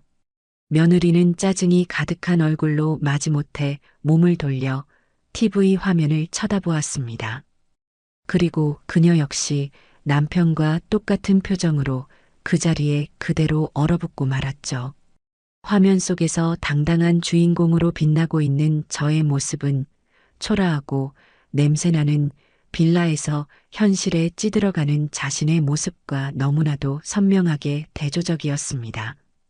시어머니가 자신들 없이도 저렇게 멋지고 당당하게, 아니 자신들이 없기 때문에 저렇게 행복하게 살아가고 있다는 사실은 며느리에게 엄청난 충격과 함께 견딜 수 없는 패배감을 안겨주었습니다. 그동안 시어머니를 아무것도 할 줄 모르는 구시대의 늙은이, 우리가 없으면 아무것도 못하는 존재 정도로 은연중에 무시하고 생각했던 자신의 오만함이 산산조각 나는 순간이었죠. 그날 이후 두 사람 사이에는 무겁지만 의미 있는 변화가 생겼습니다. 그들은 더 이상 서로의 탓을 하며 이전처럼 유치하게 싸우지 않았어요. 대신 깊은 침묵 속에서 각자의 방식으로 자신들의 뼈아픈 과오를 되돌아보고 곱씹기 시작했습니다. 며느리는 가장 먼저 그토록 자신의 분신처럼 집착하던 인스타그램 계정을 영구히 삭제했습니다. 남들에게 보여주기 위한 거짓된 행복과 허영이 얼마나 부질없고 공허한 것인지를 뼈저리게 깨달았기 때문이에요. 그리고 먼지가 뽀얗게 쌓여있던 노트북을 꺼내 결혼과 동시에 포기해야 했던 자신의 경력을 살려 재택근무가 가능한 작은 디자인 회사의 아르바이트 자리를 알아보기 시작했습니다. 아들 역시 눈에 띄게 달라졌습니다. 그는 더 이상 현실을 회피하기 위해 술에 취해 늦게 들어오거나 주말 내내 잠만 자며 무기력하게 시간을 보내지 않았어요. 회사 일에 이전보다 훨씬 더 큰 책임감을 가지고 매달렸고 그의 성실한 모습에 상사도 조금씩 그를 다시 보기 시작했습니다. 집에서는 말없이 꾸준히 일을 도맡아 하기 시작했어요. 텅 빈 냉장고를 채우기 위해 주말 아침 일찍 마트에 가고 낑낑거리며 무거운 쓰레기 봉투를 내다 버리는 그의 뒷모습은 비록 예전보다 훨씬 초라하고 고단해 보였을지언정 훨씬 더 가장다워 보였습니다. 시간이 흘러 주말이 되자 아들은 며칠 밤낮을 고민한 끝에 도저히 안 되겠는지 아내에게 어렵게 말을 꺼냈습니다. 나 엄마 보러 안동에 좀 다녀와야겠어. 며느리는 아무 말 없이 설거지를 하던 손을 멈추고 남편을 바라보았습니다. 그녀의 눈빛은 왜 이제 와서 그런 용기를 내는 거야? 라는 원망과 나도 어머님을 뵙고 싶어라는 간절함이 뒤섞여 복잡하게 흔들리고 있었어요. 가서 무릎 꿇고 진심으로 사죄해야지. 어머님이 용서해 주시지 않더라도, 아니, 우리를 평생 안 보신다고 하더라도 그게 자식된 마지막 도리인 것 같아. 아들의 진심이 담긴 목소리에 며느리는 조용히 고개를 끄덕였습니다. 그녀의 눈에서도 뜨거운 눈물이 흘러내렸어요. 나도 갈래. 나도 같이 가서 어머님께 잘못했다고, 정말 죽을 죄를 지었다고, 그렇게라도 꼭 말씀드리고 싶어. 그렇게 두 사람은 다음 날 새벽 잠든 아이를 조심스럽게 차에 태우고 무작정 안동으로 향했습니다. 내비게이션에 인숙 씨의 곳간이라는 6글자를 찍는 아들의 손가락은 미세하게, 하지만 분명하게 떨리고 있었습니다. 서울에서 안동까지 가는 길은 생각보다 훨씬 더 멀고도 험난했습니다. 하필이면 주말이라 꽉 막힌 고속도로 위에서 차 안의 세 식구는 마치 약속이라도 한 듯 아무 말도 하지 않았어요. 어색하고 무거운 침묵을 깨고 싶지 않다는 듯 카시트에 앉은 아이마저 깊이 잠들어 있었죠. 라디오에서 흘러나오는 정체 모를 음악 소리만이 그들의 불안한 마음을 대변하는 듯 했습니다. 아들은 터질 듯한 심장을 애써 진정시키며 운전대를 잡은 손에 힘을 주었고 며느리는 차마 남편의 얼굴을 볼 용기가 나지 않아 창밖으로 빠르게 스쳐 지나가는 풍경만 하염없이 바라보았습니다. 그들의 머릿속은 온통 저에 대한 생각으로 가득 차 있었을 겁니다. 엄마는 우리를 보면 어떤 표정을 지으실까? 문전박대하며 소금을 뿌리지는 않으실까? 아니면 아예 모르는 사람인 척 차갑게 외면하실까? 수만 가지의 두려운 상상이 꼬리에 꼬리를 물고 그들을 괴롭혔을 거예요. 몇 시간을 쉬지 않고 달려 해가 길게 늘어지며 붉게 타들어갈 무렵에야 그들은 겨우 안동에 도착할 수 있었습니다. 내비게이션이 안내하는 대로 낯선 읍내의 좁은 골목길로 들어서자 저 멀리서 TV 화면에서 보았던 아담하고 정겨운 나무 간판이 보였습니다. 인숙 씨의 곳간. 차에서 내린 두 사람은 한참 동안 가게 앞에 망부석처럼 우두커니 서 있었습니다. 화면으로 본 것보다 훨씬 더 정겹고 따뜻한 기운이 감도는 가게였어요. 너른 창문 너머로는 저녁 장사를 준비하는 은은한 불빛이 새어나오고 있었고 안에서는 벌써부터 자리를 잡은 손님들의 즐거운 웃음소리가 담장 너머로 간간히 들려왔습니다. 그리고 그 모든 행복한 풍경의 중심에는 쉴 새 없이 분주하게 움직이면서도 얼굴에 편안한 미소를 잃지 않는 제가 있었습니다. 막걸리 주전자를 들고 손님들에게 술을 따라주고 아이 손님에게는 다정하게 말을 건네며 머리를 쓰다듬어주고 빈 그릇을 능숙하게 치우는 저의 모든 움직임에는 이전에는 찾아볼 수 없었던 자신감과 삶의 여유가 넘쳐 흘렀어요. 아들과 며느리는 그 모습을 바라보며 차마 가게 안으로 들어갈 용기가 나지 않았습니다. 자신들이 저 평화로운 공간에 끼어들 자격이 없다고 느껴졌기 때문이에요. 저토록 행복해 보이는 엄마의 공간을 자신들의 불행하고 초라한 존재로 망쳐버리고 싶지 않다는 생각마저 들었습니다. 그들은 한참을 그렇게 가게박 어둠 속에 숨어 서성였습니다. 용서받지 못한 죄인처럼, 혹은 초대받지 못한 이방인처럼. 어떡하지? 자신이 없어. 그냥 오늘은 돌아갈까? 며느리가 거의 울먹이며 기어들어가는 목소리로 물었습니다. 아들도 선뜻 대답하지 못하고 마른 침만 삼키며 망설였어요. 하지만 이대로 비겁하게 돌아선다면 평생 자신을 용서하지 못할 것 같다는 생각이 들었습니다.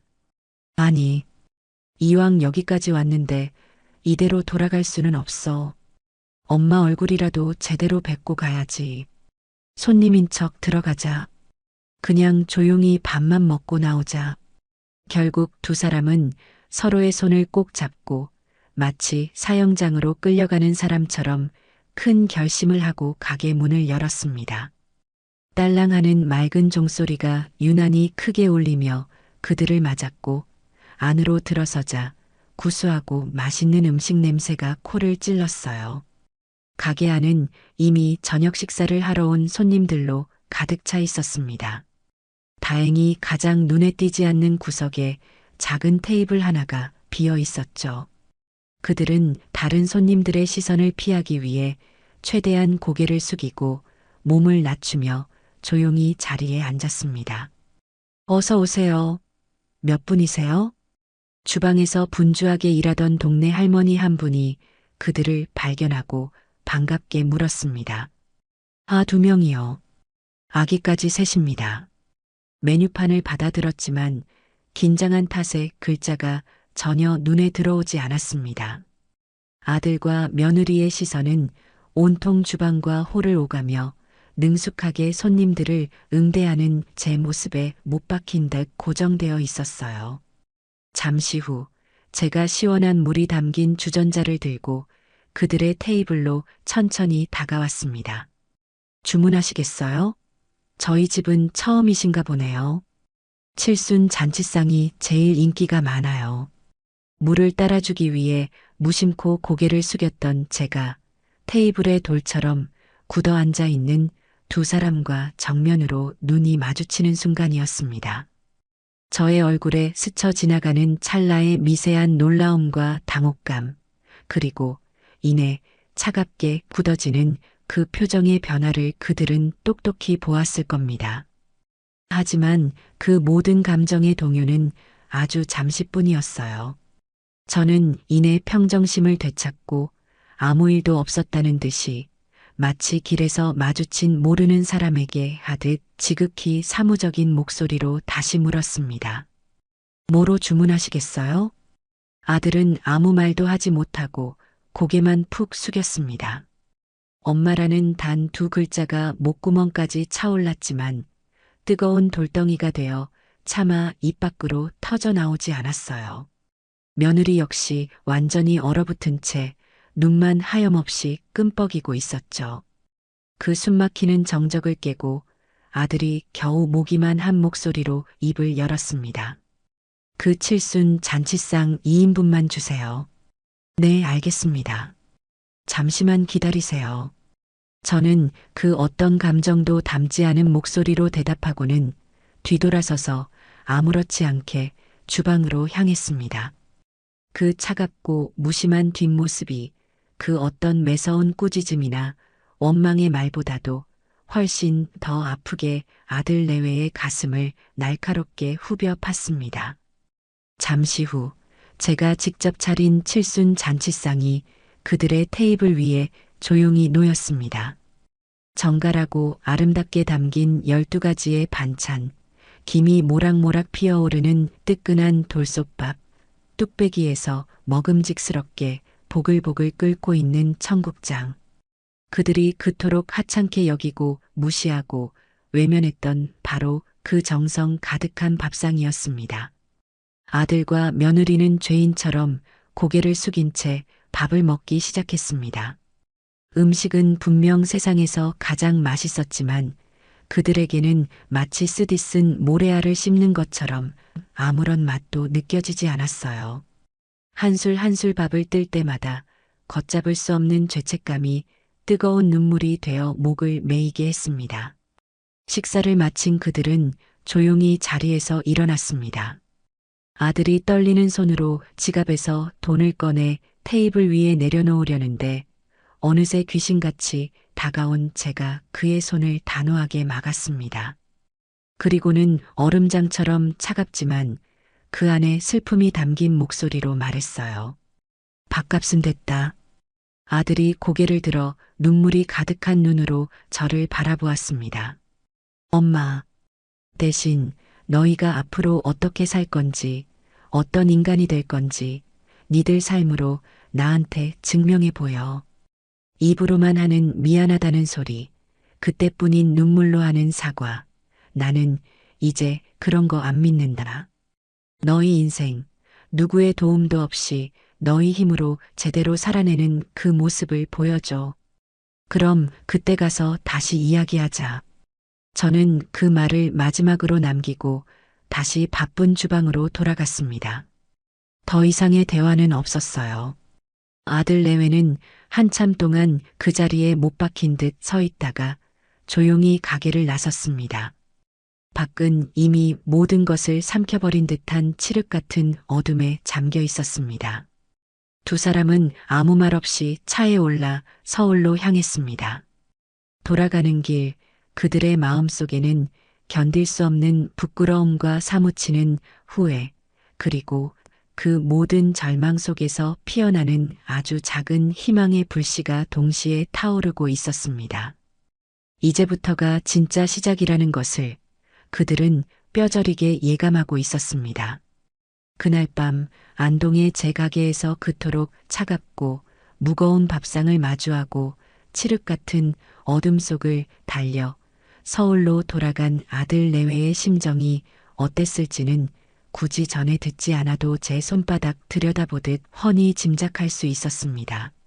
아마도 그들은 돌아오는 내내 낡은 자동차의 엔진 소리 외에는 아무 소리도 들리지 않는 숨막히는 침묵 속에서 수백 번, 아니 수천 번이고 자신들의 어리석었던 과거를 후회하고 또 후회했을 겁니다.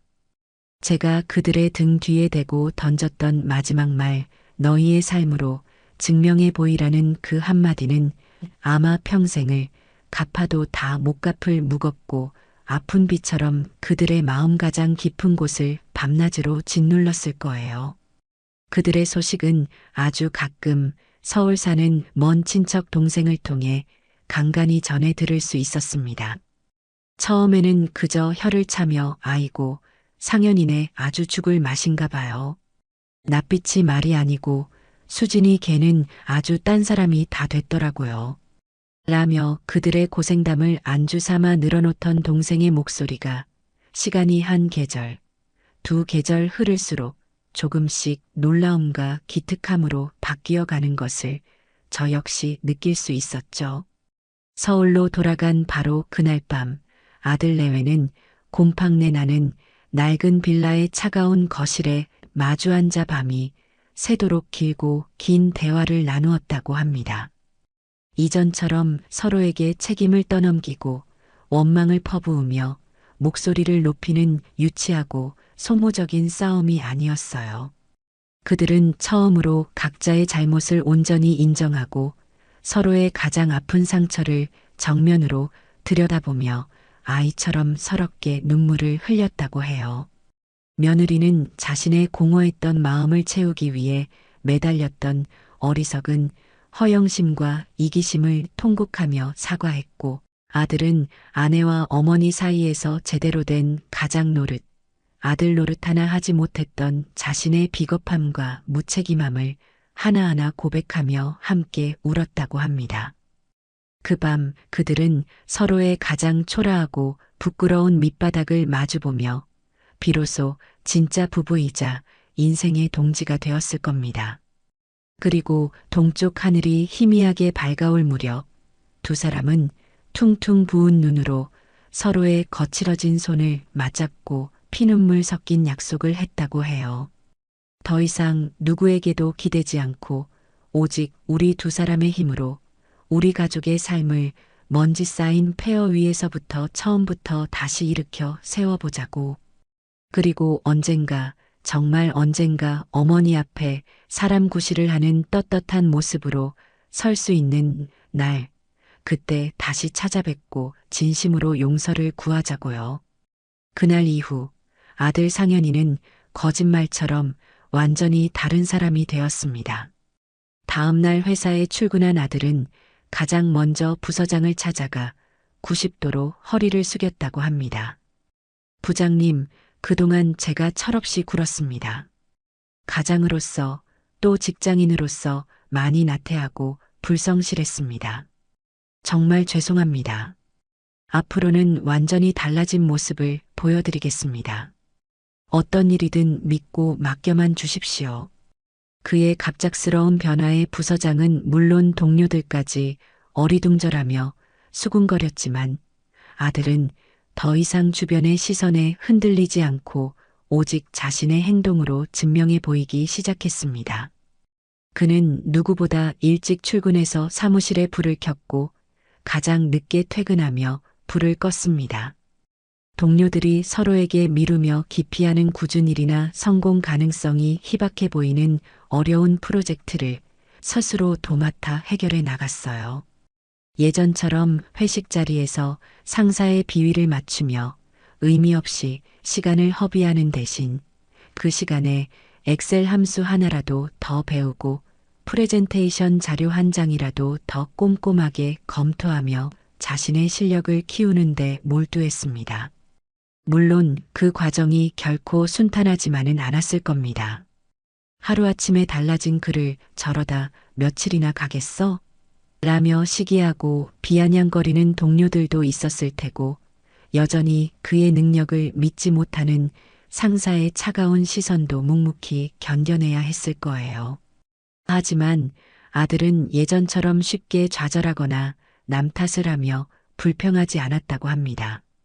그는 퇴근 후 지친 몸을 이끌고 집에 돌아와 새근새근 잠든 아이의 평화로운 얼굴을 보며 그리고 꿈속에서도 불쑥불쑥 나타나던 안동에서의 제 차가운 눈빛을 떠올리며 몇 번이고 다시 마음을 다잡았다고 해요. 그렇게 피눈물 나는 노력을 이어간 지 6개월이 지났을 때 회사 전체의 명운이 걸린 아주 중요한 경쟁 프레젠테이션이 열렸는데 실패의 부담감 때문에 아무도 선뜻 나서지 않는 그 일을 아들이 자원해서 맡았다고 합니다. 그는 몇 주 동안 집에 들어가지도 못하고 밤을 새워가며 자료를 준비했고 마침내 그의 진심과 노력이 오롯이 담긴 발표는 까다롭기로 소문난 거래처의 마음을 움직여 기적처럼 큰 계약을 성사시키는 쾌거를 이루었습니다.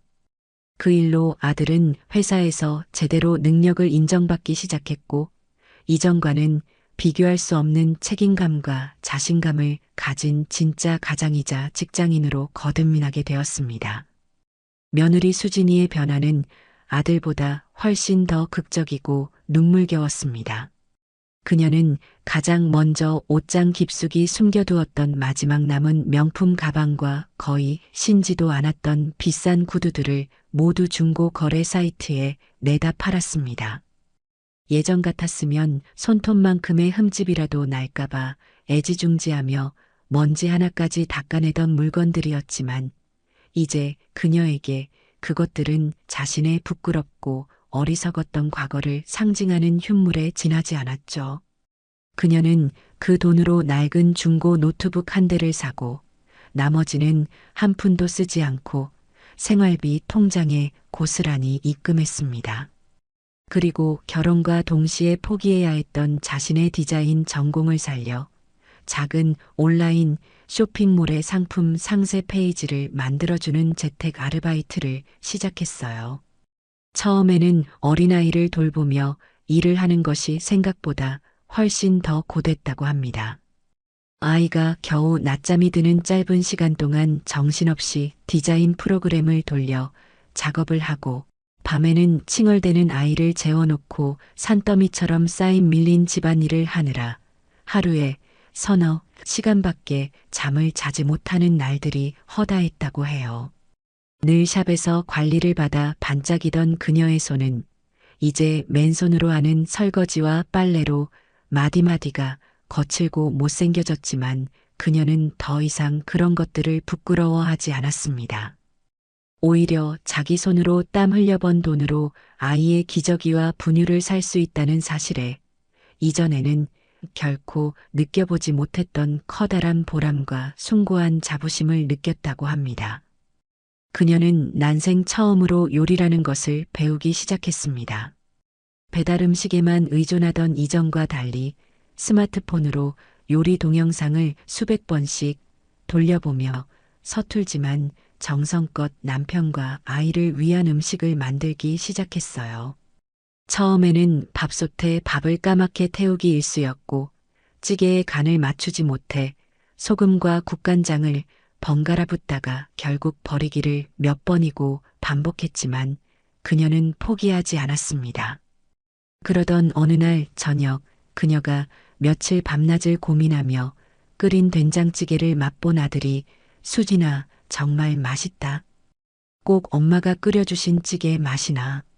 라고 무심코 뱉은 한마디에 그녀는 그 자리에 주저앉아 목 놓아 한참을 소리내어 울었다고 합니다.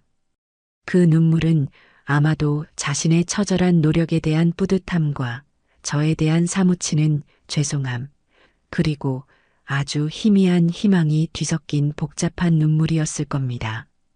그렇게 두 사람은 허리띠를 졸라매고 악착같이 돈을 모으기 시작했습니다. 그들의 유일한 사치라고는 한 달에 한 번 온 가족이 손을 잡고 동네 공원에 가서 5,000원짜리 떡볶이를 나누어 먹는 것이 전부였다고 해요. 그들은 매일 밤 잠들기 전 낡은 노트 한 권을 펼쳐놓고 그날의 수입과 지출을 10원 단위까지 꼼꼼하게 기록했습니다. 그리고 노트의 마지막 장에는 어머니께 보여드릴 우리 가족의 삶이라는 제목 아래 그들의 소박한 꿈과 미래, 계획을 차곡차곡 적어 나갔다고 합니다. 그 노트는 단순한 가계부가 아니라 그들의 땀과 눈물, 그리고 절망 속에서도 결코 꺼지지 않았던 희망이 고스란히 담긴 한 권의 위대한 성장 일기였던 셈이죠. 아들 내외가 서울의 차갑고 각박한 현실 속에서 뜨거운 땀과 눈물을 흘리며 고군분투하는 동안 저희 안동 생활은 더없이 평온하고 풍요롭게 흘러가고 있었습니다. 인숙 씨의 고가는 이제 안동을 넘어 전국적인 맛집으로 자리를 잡았고 저는 주말이면 전국 각지에서 밀려드는 손님들을 맞이하느라 하루하루가 어떻게 가는지도 모를 정도로 바쁜 나날을 보냈어요. 제 삶은 겉으로 보기에는 더할 나위 없이 행복하고 만족스러웠지만 아무도 모르는 제 마음 한구석에는 여전히 아들 내외에 대한 걱정과 그리움이 희미한 안개나 그림자처럼 무겁게 남아 있었습니다. 하지만 저는 애써 그 마음을 외면하고 또 외면했습니다. 그들이 온전히 스스로의 힘으로 두 발로 일어서기 전까지는 제가 먼저 손을 내밀어 그들의 자립을 방해해서는 안 된다고 굳게 다짐했기 때문입니다. 그것이 어미로서 제가 그들에게 해줄 수 있는 마지막 사랑이라고 믿었어요. 그러던 어느 청명한 가을날이었습니다. 유난히 하늘이 높고 푸르러서 마음까지 시원해지던 그날 오후 가게로 작은 소포 하나가 배달되었습니다.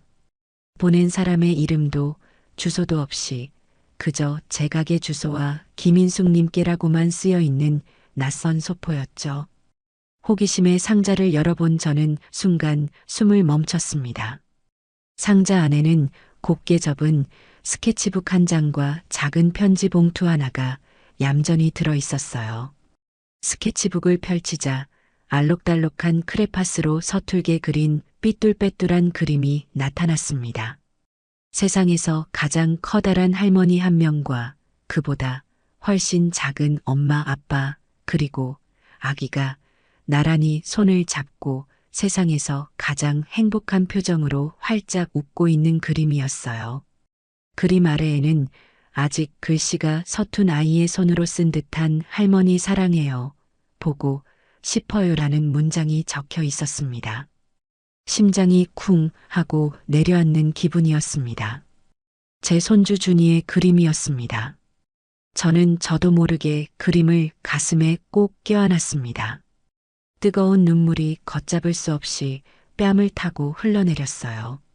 그깟 종이 한 장이 뭐라고, 그깟 크레파스 그림 하나가 뭐라고 굳게 닫아두었던 제 마음의 빗장을 이토록 속수무책으로 열어젖히며 세차게 뒤흔드는지 알 수가 없었습니다.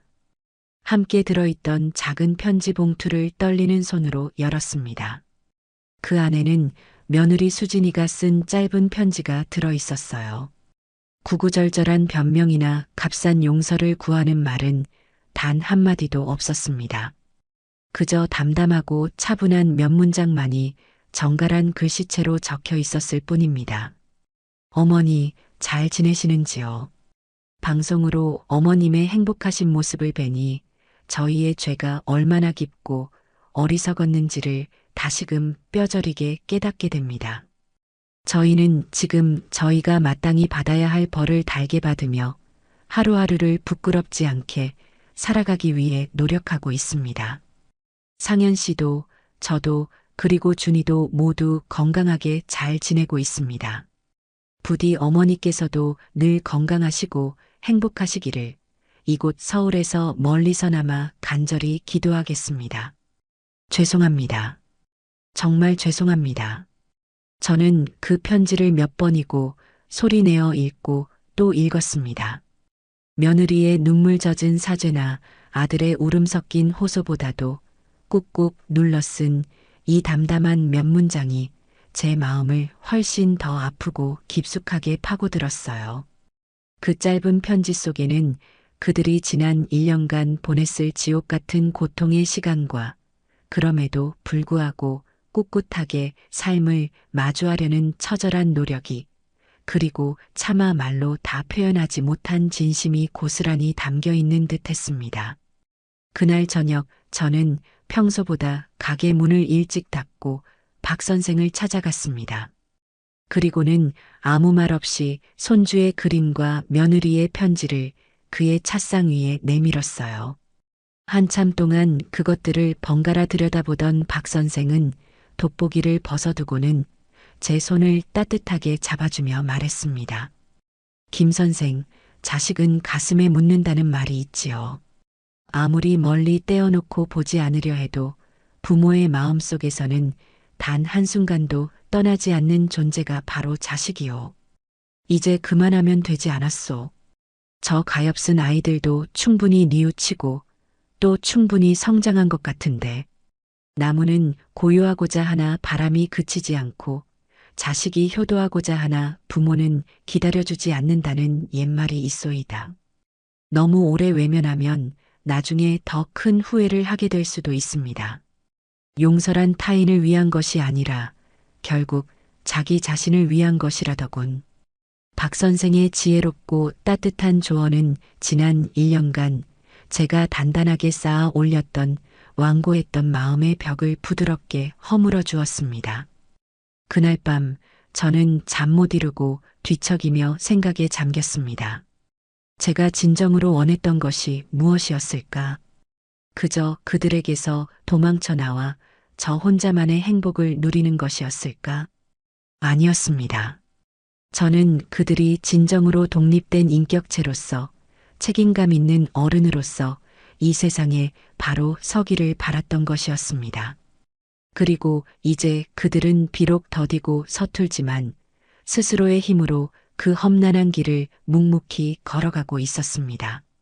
어쩌면 이제는 제가 그들의 지친 어깨를 한 번쯤 토닥여주고 따뜻한 밥 한 끼 먹여주어도 괜찮지 않을까 그런 생각이 들기 시작했습니다. 며칠 뒤 제 가게에 아주 특별한 손님들이 찾아왔습니다. 바로 어린 아들의 손을 잡고 온 젊은 부부였어요. 그들은 제 가게의 칠순 잔치상으로 늙은 어머니의 생신을 축하해드리고 싶다며 며칠 전부터 미리 예약을 했던 손님들이었습니다. 저는 그날따라 유난히 더 정성을 다해 음식을 준비했습니다. 그리고 멀리서 그들이 식사하는 모습을 흐뭇하게 지켜보았죠. 아들이 어머니의 그릇에 가장 맛있는 갈비찜을 올려드리고 며느리가 살갑게 웃으며 어머니가 좋아하시는 나물 반찬을 챙겨드리는 모습을 보니 저도 모르게 마음이 따뜻해졌습니다. 식사를 마친 노모가 계산을 하러 제게 다가와 제 손을 꼭 잡으며 말했어요. 사장님 덕분에 평생 잊지 못할 생일상을 받았습니다. 우리 아들 녀석이 철이 없어서 속도 많이 썩였는데 오늘 보니 어느새 이렇게 어른이 다 됐네요. 다 사장님의 정성이 담긴 이 따뜻한 밥상 덕분인 것 같습니다. 정말 고맙습니다. 그 말을 듣는 순간 저는 큰 깨달음을 얻었습니다. 제가 처음 칠순 잔치상을 만들었던 것은 받지 못한 밥상에 대한 제 개인적인 아쉬움과 서러움 때문이었습니다. 하지만 어느새 이 밥상은 저만의 것이 아닌 세상의 모든 자식들이 부모에게 그리고 모든 부모가 자식에게 전하고 싶은 사랑과 감사 그리고 용서를 담는 커다란 그릇이 되어 있었던 겁니다. 저는 그동안 제 자신의 상처에 갇혀 이 음식의 진짜 의미를 잊고 있었던 것이었죠. 저는 이 음식을 제 진짜 가족인 아들 내외와 손주에게 온전한 사랑의 마음으로 대접하고 싶어졌습니다. 더 이상의 원망도 시험도 조건도 없는 그저 따뜻한 엄마의 밥상, 할머니의 밥상을 말입니다. 제 마음은 드디어 그들을 온전히 용서할 준비가 되었습니다. 그 주 주말, 저는 큰 마음을 먹고 수화기를 들었습니다. 1년이 넘는 시간 동안 제 마음속에서 수백 번이고 지웠다, 다시 새겼던, 그러나 단 한 번도 누르지 않았던 아들의 번호를 찾아 천천히 눌렀어요. 길게 이어지는 통화 연결음 소리가 마치 제 심장이 터질 듯이 뛰는 소리처럼 크게 들리는 듯 했습니다. 몇 번의 신호가 가고 여보세요 하는 잠기고 지친 아들의 목소리가 들려왔습니다. 저는 잠시 숨을 고른 뒤 최대한 아무렇지 않은 척 그러나 떨리는 목소리를 감추며 담담하게 말했습니다. 나다. 잘 지내니? 수화기 너머에서는 한동안 아무런 대답도 들려오지 않았습니다. 세상의 모든 소리가 멎은 듯한 정적. 그저 아들의 거칠고 불규칙한 숨소리와 함께 어떻게든 터져 나오려는 울음을 억지로 참으려 애쓰는 소리만이 희미하게 들려왔어요. 저는 다시 한번 용기를 내어 말을 이었습니다. 다음 주면 우리 준이 두 번째 생일 아니냐? 시간 괜찮으면 이번 주말에 준이 데리고 다 같이 안동으로 내려오너라. 할미가 우리 강아지를 위해 그리고 너희를 위해 아주 근사한 생일 잔치상을 차려주마. 제 말이 끝나자마자 수화기 너머에서는 끝내 참지 못한 아들의 울음이 폭포수처럼 터져 나왔습니다. 엄마 잘못했어요. 저희가 정말 잘못했어요. 세상의 모든 슬픔을 다 짊어진 듯 어린 아이처럼 서럽게 우는 아들의 목소리에 제 눈가도 뜨겁게 젖어들었습니다. 하지만 저는 울지 않았어요. 대신 세상에서 가장 따뜻하고 부드러운 목소리로 말해주었습니다. 됐다. 지난 이야기는 이제 그만하자. 아무 생각 말고 그냥 밥 먹으러 온다고만 생각해. 알았지? 약속한 주말, 아들 내외는 이른 아침부터 서둘러 안동으로 내려왔습니다. 1년 만에 다시 마주한 그들은 완전히 다른 사람이 되어 있었어요. 허영심 가득했던 값비싼 옷 대신 깨끗하고 단정한 옷차림을 하고 있었고 얼굴은 세상살이에 조금 지쳐 보였지만 그들의 눈빛은 이전과 비교할 수 없을 정도로 맑고 단단해져 있었습니다. 저를 보자마자 달려와 와락 안기는 손주 녀석은 그새 훌쩍 자라 제법 어린이다운 태가 났습니다. 가게로 들어선 아들과 며느리는 제 앞에 나란히 서서 마치 죄인처럼 깊이 고개를 숙였습니다. 그리고는 제게 낡고 손때 묻은 노트 한 권을 보물처럼 조심스럽게 내밀었어요. 어머니 드릴 말씀이 없습니다. 이게 저희가 지난 1년간 살아온 삶의 기록입니다. 부디 이것으로 저희의 사죄를 받아주십시오. 제가 받아든 노트의 표지에는 어머니께 보여드릴 우리 가족의 삶이라는 서툰 글씨가 적혀 있었습니다. 한 장 한 장 넘길 때마다 그들이 얼마나 치열하고 처절하게 살아왔는지가 제 가슴에 그대로 전해져 왔습니다. 빽빽하게 적힌 10원 단위의 수입과 지출 내역, 서툴지만 아이에 대한 사랑이 가득 담긴 아내의 육아일기, 그리고 앞으로의 삶에 대한 소박하지만 진지한 계획들까지 그 어떤 비싼 선물이나 수백 번의 사죄의 말보다도 이 낡은 노트 한 권이 제게는 훨씬 더 큰 감동과 진심으로 다가왔습니다. 저는 노트를 조용히 덮어 가슴에 안고 두 사람을 말없이 따뜻하게 안아주었습니다. 고생 많았다. 정말 장하다, 내 아들, 내 며느리. 그날 인숙 씨의 고가는 문에 임시 휴일 팻말을 걸고 오직 우리 세 식구, 아니 네 식구만을 위한 따뜻한 공간이 되었습니다. 저는 제 모든 솜씨와 정성을 다해 세상에서 가장 화려하고 푸짐한 잔치상을 차려냈습니다. 이 밥상은 더 이상 시험이나 증명의 자리가 아니었어요.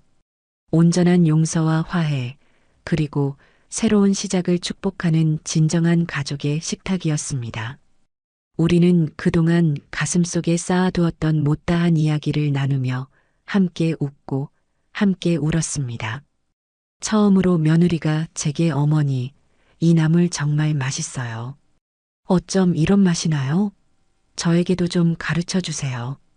라며 스스럼 없이 살갑게 다가왔고 아들은 엄마 죄송해요. 그리고 정말 사랑해요. 라며 제 어깨를 서툴게 주물러 주었습니다. 그 어떤 값비싼 호텔 뷔페보다도 그 어떤 화려한 파티보다도 우리 가족이 함께 모여 앉은 이 소박한 밥상이 세상에서 가장 행복하고 완벽한 식사였습니다. 며칠 후 아쉬운 마음으로 서울로 돌아가려는 아들 내외를 배웅하며 저는 그들에게 통장 하나를 건넸습니다. 그 안에는 제가 서울의 아파트를 팔고 남은 돈과 그동안 가게를 운영하며 악착같이 모은 돈이 고스란히 들어 있었어요. 아들 내외는 마치 불에 댄 듯이 기겁하며 손사래를 쳤습니다. 어머니, 안 됩니다. 저희 이제 어머니 돈에 기댈 생각 추호도 없습니다. 저희 힘으로 살겠습니다. 이 돈은 어머니 노후를 위해 쓰세요. 저는 빙그레 웃으며 아들의 손에 억지로 통장을 쥐어주었습니다. 이건 그냥 너희에게 주는 돈이 아니다. 내가 너희에게 투자하는 거지. 네, 투자라니요? 이 돈으로 서울의 인숙 씨의 곳간 2호점을 한번 열어보거라. 너희 두 사람이 어엿한 사장이 되어서 너희의 힘과 지혜로 이 가게를 멋지게 한번 이끌어 가봐. 나는 대주주이자 잔소리꾼 고문으로서 가끔 서울 올라가서 잔소리나 좀 하고 맛있는 밥이나 얻어먹을란다. 어떠냐, 이 할미의 제안이? 제 제안에 아들과 며느리는 한동안 말을 잇지 못하고 서로의 얼굴만 멍하니 바라보았습니다. 그들의 눈에는 놀라움과 감격의 눈물이 가득 고여 있었어요. 이것은 단순한 금전적 지원이 아니었습니다. 제가 그들의 노력을 온전히 믿고 인정하며 그들을 동등한 사업 파트너이자 자랑스러운 인생의 동반자로 받아들인다는 의미였으니까요. 저는 더 이상 그들의 희생양이자 돈줄이 아닌 그들의 삶을 뒤에서 묵묵히 응원하고 지지하는 든든한 언덕이 되어주기로 결심한 것이었습니다. 그렇게 우리는 과거의 아프고 부끄러운 상처를 딛고 서로를 존중하고 의지하는 훨씬 더 건강하고 단단한 새로운 형태의 가족으로 다시 태어났습니다. 저 멀리 기차에 올라 보이지 않을 때까지 눈물 흘리며 손을 흔드는 아들 내외와 손주의 모습을 바라보며 저는 제 인생 최고의 결심이 바로 모든 것을 버리고 이곳 안동으로 떠나온 것이었음을 다시 한번 깨달았습니다. 그리고 이제 저의 따뜻한 곳간은 서울에도 하나 더 생기게 될 것이었습니다. 아들은 한참 동안 제 손에 들린 통장을 바라보다가 이내 결심이 선 듯 제 손을 마주 잡고 말했습니다. 그의 목소리는 이전의 나약함 대신 단단한 책임감으로 가득 차 있었어요. 어머니, 이 돈 감사히 받겠습니다. 하지만 그냥 받지는 않겠습니다. 어머니의 귀한 돈을 허투루 쓰지 않도록 저희의 모든 것을 걸고 반드시 성공시키겠습니다. 그리고 저희가 흘린 땀으로 얻은 첫 수익금으로 어머니께 세상에서 가장 근사한 칠순 잔치상을 차려 올리겠습니다. 그때까지 부디 건강하게 저희를 지켜봐 주세요. 며느리 역시 눈물을 닦고 제게 다가와 깊이 허리를 숙였습니다. 어머니, 감사합니다. 이제는 어머니의 며느리로서 그리고 인숙 씨의 곳간 2호점의 공동대표로서 한 점 부끄럼 없는 사람이 되겠습니다. 어머니께서 제게 가르쳐 주신 음식의 맛뿐만 아니라 그 안에 담긴 정성과 사랑까지 손님들에게 온전히 전할 수 있도록 최선을 다하겠습니다. 그렇게 우리는 더 이상 서로에게 상처 주는 과거의 가족이 아닌 서로의 꿈을 응원하고 함께 미래를 만들어 나가는 든든한 동업자이자 파트너가 되었습니다. 그 후 몇 달간 저희는 눈코 뜰 새 없이 바쁜 시간을 보냈습니다. 아들과 며느리는 주말마다 안동으로 내려와 제게 장사 비법을 전수받았어요. 저는 제가 평생을 바쳐 터득한 장 담그는 법부터 시작해서 각 계절에 나는 신선한 나물을 다듬고 무치는 법, 가리고 육수를 깊고 진하게 우려내는 비법까지 아낌없이 가르쳐 주었습니다. 아들은 회사에서 갈고 닦은 사업 수완을 발휘해 서울에 번화가이면서도 임대료가 합리적인 최적의 가게 자리를 찾아냈고 며느리는 자신의 디자인 감각을 총동원하여 안동 본점의 고즈넉한 멋은 살리면서도 서울의 젊은 감각에 맞는 세련된 인테리어 시안을 밤새워 그려냈습니다. 우리는 때로는 메뉴 구성을 놓고 사소한 의견 다툼을 벌이기도 했고 가게 이름의 글씨체를 어떤 것으로 할지를 두고 열띤 토론을 벌이기도 했어요. 하지만 그 모든 과정은 이전처럼 서로에게 상처를 주는 감정 싸움이 아닌 더 나은 결과를 만들어내기 위한 즐겁고 행복한 과정이었습니다. 마침내 봄꽃이 만개하던 따뜻한 4월의 어느 날, 서울의 한적한 골목에 인숙 씨의 곳간, 서울이라는 이름의 작은 간판이 내걸렸습니다. 오픈 첫날, 저는 안동에서 가장 좋은 식재료를 한가득 싣고 올라가 그들의 첫 시작을 축하해 주었습니다. 가게는 며느리의 감각 덕분에 안동 본점보다 훨씬 더 아늑하고 예쁜 공간으로 꾸며져 있었고 아들은 조금은 어색하지만 자신감 넘치는 표정으로 손님들을 맞이하고 있었죠. 그날 가게는 오픈과 동시에 밀려든 손님들로 인산인해를 이루었고 아들 내외는 서툴지만 서로를 격려하며 환상의 호흡을 보여주었습니다. 저는 주방 한쪽에서 조용히 그들의 모습을 지켜보며 평생 느껴보지 못했던 커다란 뿌듯함과 행복을 느꼈습니다. 제가 그들에게 물려준 것은 단순히 돈이나 가게가 아니었습니다. 그것은 바로 스스로의 힘으로 일어서서 자기 인생의 주인이 될 수 있다는 믿음과 용기였던 것이죠. 이제 저는 안동과 서울을 오가며 회장님 소리를 듣는 행복한 할머니가 되었습니다. 안동의 본점은 저의 든든한 동업자 박 선생과 동네 어르신들이 즐겁게 운영하고 있고 서울의 2호점은 이제 제법 자리를 잡아 어엿한 맛집으로 소문이 나기 시작했어요. 저는 가끔 서울에 올라가 손주 녀석의 재롱을 보며 피로를 풀고 아들 내외에게는 잔소리꾼 고문 역할을 톡톡히 하고 있습니다. 얼마 전 어버이날이었습니다. 아들 내외는 그날 하루 가게 문을 닫고 저를 위해 아주 특별한 상을 차려주었습니다. 바로 그들이 번 돈으로 그들의 땀으로 차려낸 어머니를 위한 칠순 잔치상이었어요. 제가 평생을 바쳐 그들에게 차려주었던 그 밥상을 이제는 그들이 제게 되돌려준 것이었습니다. 서툴지만 정성이 가득 담긴 그 밥상 앞에서 우리 세 사람은 또 한 번 눈물을 흘렸습니다. 하지만 그 눈물은 더 이상 후회나 슬픔의 눈물이 아닌 감사와 사랑이 넘치는 행복의 눈물이었습니다. 저는 깨달았습니다. 진정한 가족이란 무조건적인 희생이나 일방적인 사랑으로 묶이는 관계가 아니라는 것을요. 서로가 독립된 인격체로서 각자의 삶을 존중하고 응원하며 함께 성장해 나가는 인생의 동반자. 그것이 바로 제가 그토록 찾아 헤맸던 진짜 가족의 의미였습니다. 집을 팔고 안동으로 떠났던 제 무모했던 선택은 결국 저 자신뿐만 아니라 우리 가족 모두를 구원하는 가장 위대한 선택이 되었던 것입니다.